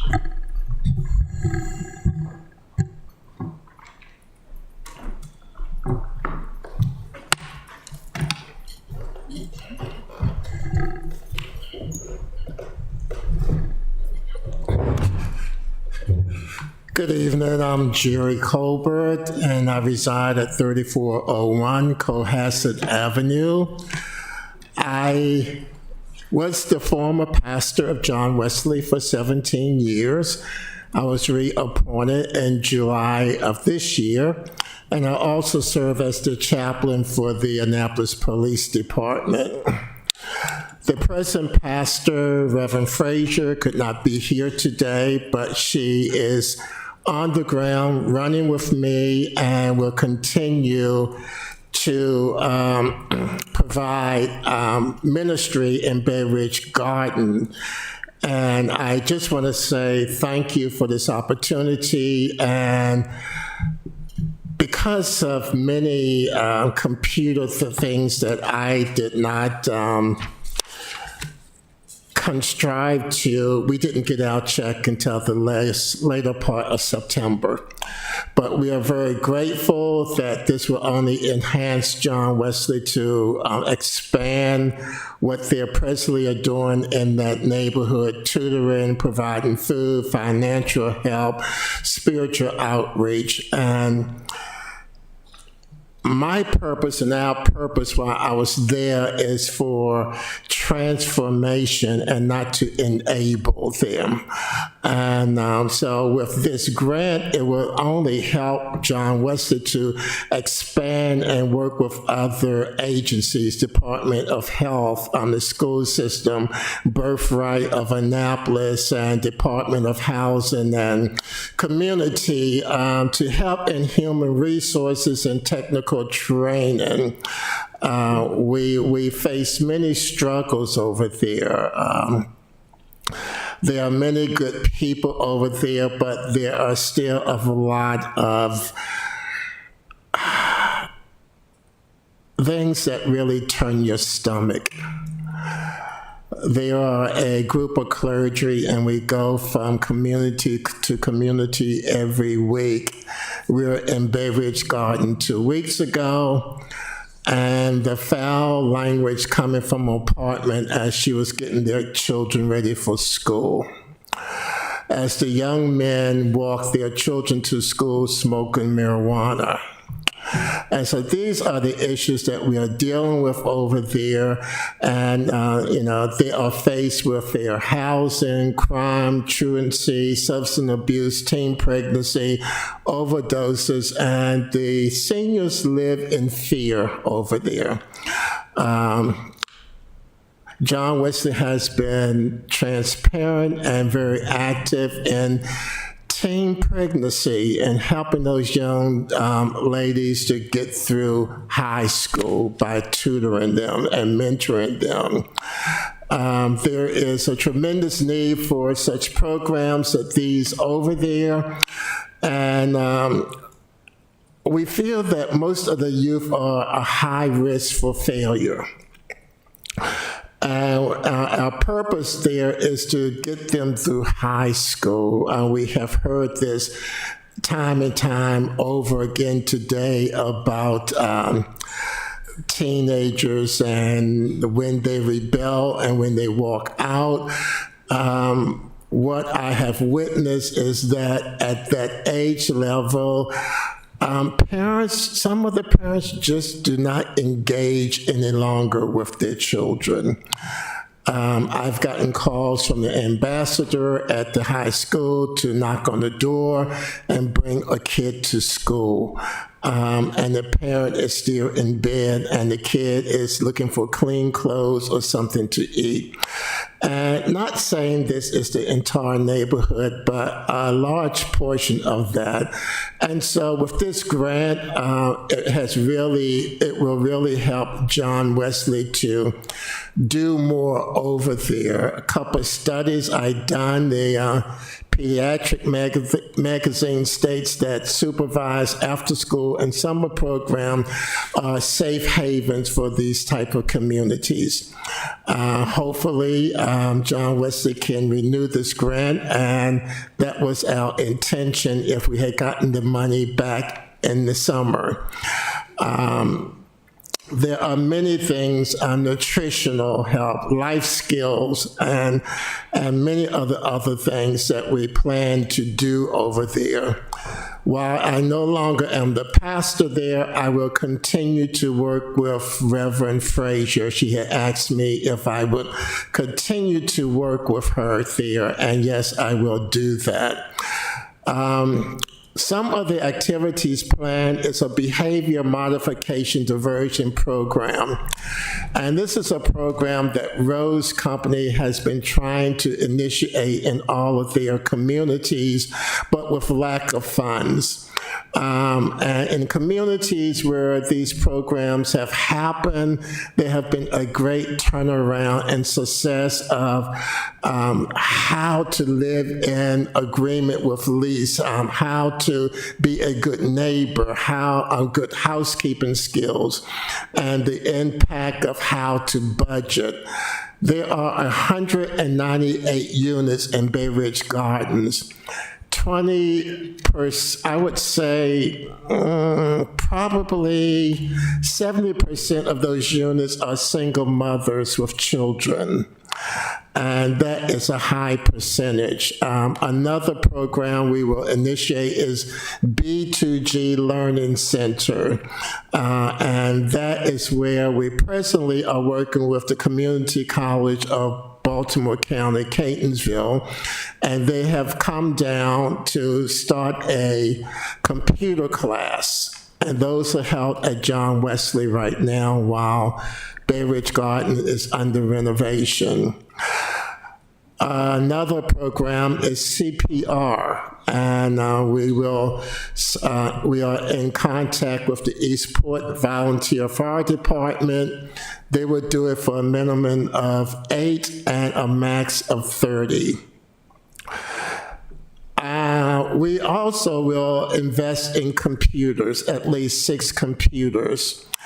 Which we will not purchase until the renovation is completed so they can be locked up. And these computers, hopefully, in our ministry there, we expect for them to give back to the community.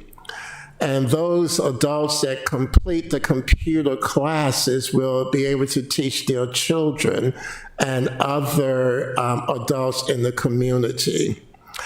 Many of those there have not been out of the city of Annapolis, and so our first field trip will be to Harriet Tubman Museum in Cambridge, Maryland. We also will do the Washington Zoo lights. Afro-American Museum in Washington during Black History Month. We are talking with, I assume, because this isn't on my agenda of things to do, is to start a GED class there. And this is to expose, not only expose, but to give the parents another level of education and communication, and hopefully to help their smaller kids with their homeworks. I am engaged with the principal and some of the faculty at Georgetown East. They come to our prayer circles and ask for prayers and ask if I would walk through the school on occasions and eat lunch with the kids and whatever, hopefully for an improvement of attitudes among the children from Bay Ridge Gardens. One of the things we're doing for the seniors, because they are a captive audience there, they come in and they do not come out. And so one of the things we want to do is provide take them to the Bethesda Blues and Jazz Supper Club and let them enjoy an evening out, and hopefully come up with other activities that will engage them. I'm presently working with Bay Ridge Gardens and the community service with the police department and the boxing program. They now have a chess program and some of the other programs. And we feed them because most of them come right after school. It's sad in our hearts when some of the kids do not want to go back home. And so, we try to deal with that and deal with some of the parents. Those are some of the things that we will do with the grant money. We thank the city as Alderwoman Finlayson for reaching out to me and to expand our commitment to empowering the community there and transformation. And when we do these activities, they are expected to be evaluated and give back to the community in hopes to reshape the community. Thank you for the time. Thank you, Rev. Questions? Rev, I want to say publicly that this idea for the adopted community was not an original thought on my part. Okay. You planted that seed. Okay. And it took a year because you also planted it with the mayor. But I was the one that pursued it, I guess. So you planted the seed because of your work in Bay Ridge Gardens. And I thought that there could be a like benefit for other communities. So I want to say thank you for giving me the idea of pursuing this kind of program. And by all intent, I think it's working. You know, I don't know what my colleagues feel about what we've heard today, but I am elated of the success of the program thus far. And again, I'll reiterate, most folks didn't receive their money until March. Reverend Colbert got his in September. This is November. So they've done some phenomenal things in a very short period of time. So I want to say thank you. And one suggestion for you on that GED program, tap into OIC. Okay. Because they may be able to bring that program to you to assist you with that. Thank you so much. No other comments? Oh, I'm sorry, Alderman Arnett. Not on this specifically, but sort of as a wrap-up set of comments. Again, we have the community grants and then this. I'd really like to see them, the money combined and increased. I'd like to see them better coordinated. Of course, guess whose shoulders that falls on. But I am struck by all the presentations today and how they have adopted the various different communities. I'm not sure we have all communities yet covered, so I think that's a goal that we need to be thinking about. And I do think that there would be some merit in having a mechanism for meetings like this one, but maybe, well, first of all, it's too bad this meeting wasn't presented to the entire council, because I think... But everyone was invited. Yeah, but I think there could be great benefit. I would hope that people will take advantage of tuning in to see the recordings of this, because again, benefit, but it strikes me, and thank you for your leadership on getting this going, that there's a lot more work we can do on our end at the council to sort of consolidate, cross-pollinate, and make more robust. And I hope we remember the accomplishments that we've heard about today when it's budget time in February, March. I don't think I'll let you forget. Well, you know I'm a willing arm twister. Willing partner, and I appreciate that. So, thank you very much, Rev. Thank you. Thank you, Council. Thank you. You too now. And Aaron, does that exhaust? So yes, that would be it for now. The last group that was supposed to present would be the Organization of Hispanic Latin Americans of Anne Arundel County, also known as OLA, for their Bridge the Gap program. Unfortunately, they stated they would not be able to make it today. They do have a presentation. Hopefully, they can present at another city council meeting. But we do already have a copy of that presentation, which we can send now, so that you are able to see it. Let me ask the committee, are you interested? We could always invite them next month to come and present. I got a thumbs up, 2 thumbs up, so why don't we invite them to the next meeting? Because everybody else had a chance to talk through and to answer questions on their programs. All righty, sure thing. I'll definitely invite them to the next council meeting. Okay, sounds good. Thank you. Alderman Gay? Thank you. Quick question. Who is tracking the financing? And I'm sorry, I didn't hear your question. Who is tracking the financing? Like who is there a spreadsheet of some sort? Obviously, I know that individuals are supposed to submit reports, but one of the problems that we have with the community grants is nobody submits the report. And so how do we know that this, outside of photos, that the funding is being spent appropriately?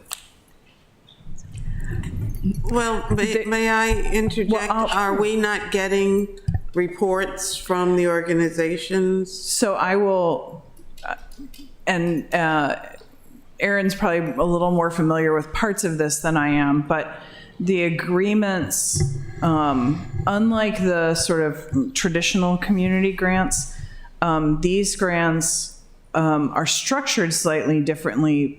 There's a 75% payment up front, and then the remainder is, the remaining 25% is then sent later. So the financial structure of the agreement itself is a little bit different. So in that sense, it's not dependent upon the receipt. That initial 75% is not dependent upon the receipt of reports. That's actually sent upon the execution of the agreement. Or it's initiated upon the execution of the agreement. In the case of these particular grants, there are meetings of these recipients. And that's the part that Erin's more familiar with. If you want to talk about that. Sure thing. So myself and Ronche Clark, who is our community coordinator with the Office of Community Services, she and I run meetings where all the applicants are required to attend each meeting. We do have some wiggle room for that as well, but in those meetings, we do discuss things such as issues they may be having in the community, what's going well, what may not be going well, how are they implementing their program. And also it's a great opportunity for each agency to network with each other and to build those connections independent of the Adopt a Community program. Is there just any paper trail of, okay, I've given you $25,000, here's how I can see how you spent it? Is that a thing? So this is why I mentioned that the financial structure is different, right? So in the case of the community grants, for example, those are cost reimbursement, right? So the expectation is then that you have substantiated the spending that you've done, and you will receive exactly the same amount, right? That is not how these agreements are structured. And you know, if you look across, particularly like foundation grants or smaller grant programs, not like large capital grants or whatever, that kind of arrangement where it's not necessarily cost reimbursement, but what you've done is talk about here's what I'm doing is enabling a certain set of outcomes. And if you're able to find cost efficiencies in that you can then reinvest into other parts of your programming, knock yourself out. But what we're interested in is that you actually delivered this service, and this was our agreed upon price for that service. That's a little bit more of the model of how these agreements are structured. And I think that's why the importance of those meetings and stuff like that, that's where that comes in, the participation. You had commented when folks came in, the camaraderie and stuff like that. That's part of what comes out of the work that Ronche and Erin and Laura had done, was building that amongst them and providing an avenue for that to grow. I do think part of what's at the heart of your question, Alderman Gay, is the question of, we at least sort of need to be in the ballpark, right? Yeah. No, I mean, I'm not discrediting any of these organizations' work. I think everybody's doing good stuff.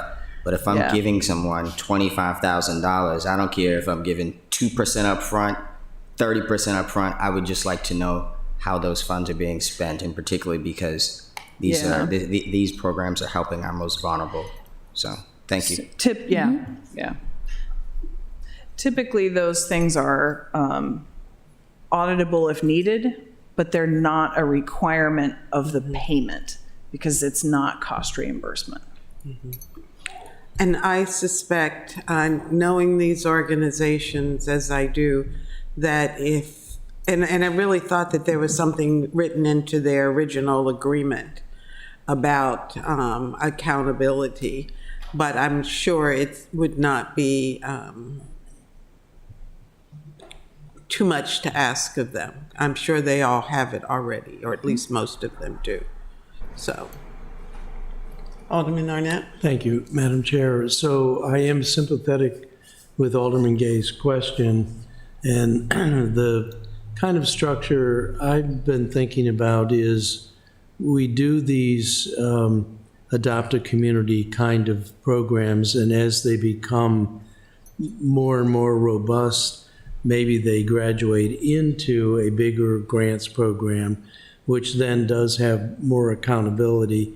There were some presentations today that I thought could have been a little more robust or a little more fully fleshed out, but I'm more than willing to accept this as a process where we're casting bread on the water and broadening the community development. And then if these groups sustain themselves, then graduate them into the regular grant program with a higher level of accountability. So I don't know that that's just my notion. I don't know that it's shared, but that's kind of a way I think we could go. Okay. Other comments or questions?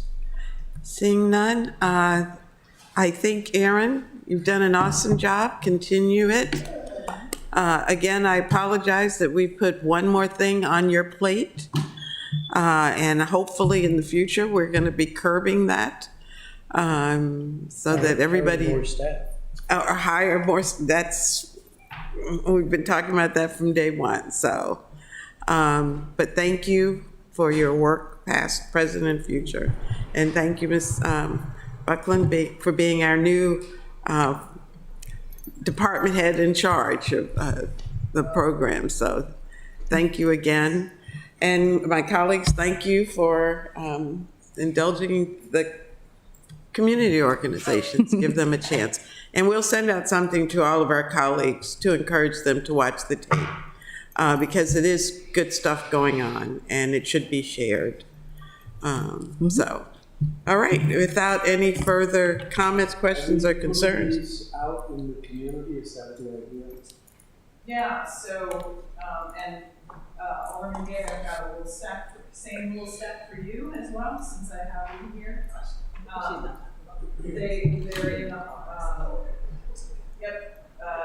we've got stacks of them in all the city offices. Okay, these are the community surveys. Sorry. I'm going Yes, to the national, I'm sorry. adjourn this meeting though, right now. Yeah. All in favor, is there a motion? A motion to adjourn, I thought we did. No, we have not. I did. Second? Second. All in favor, please say aye. Aye. Meeting's adjourned. Thank you very much, everyone. All right, thank you.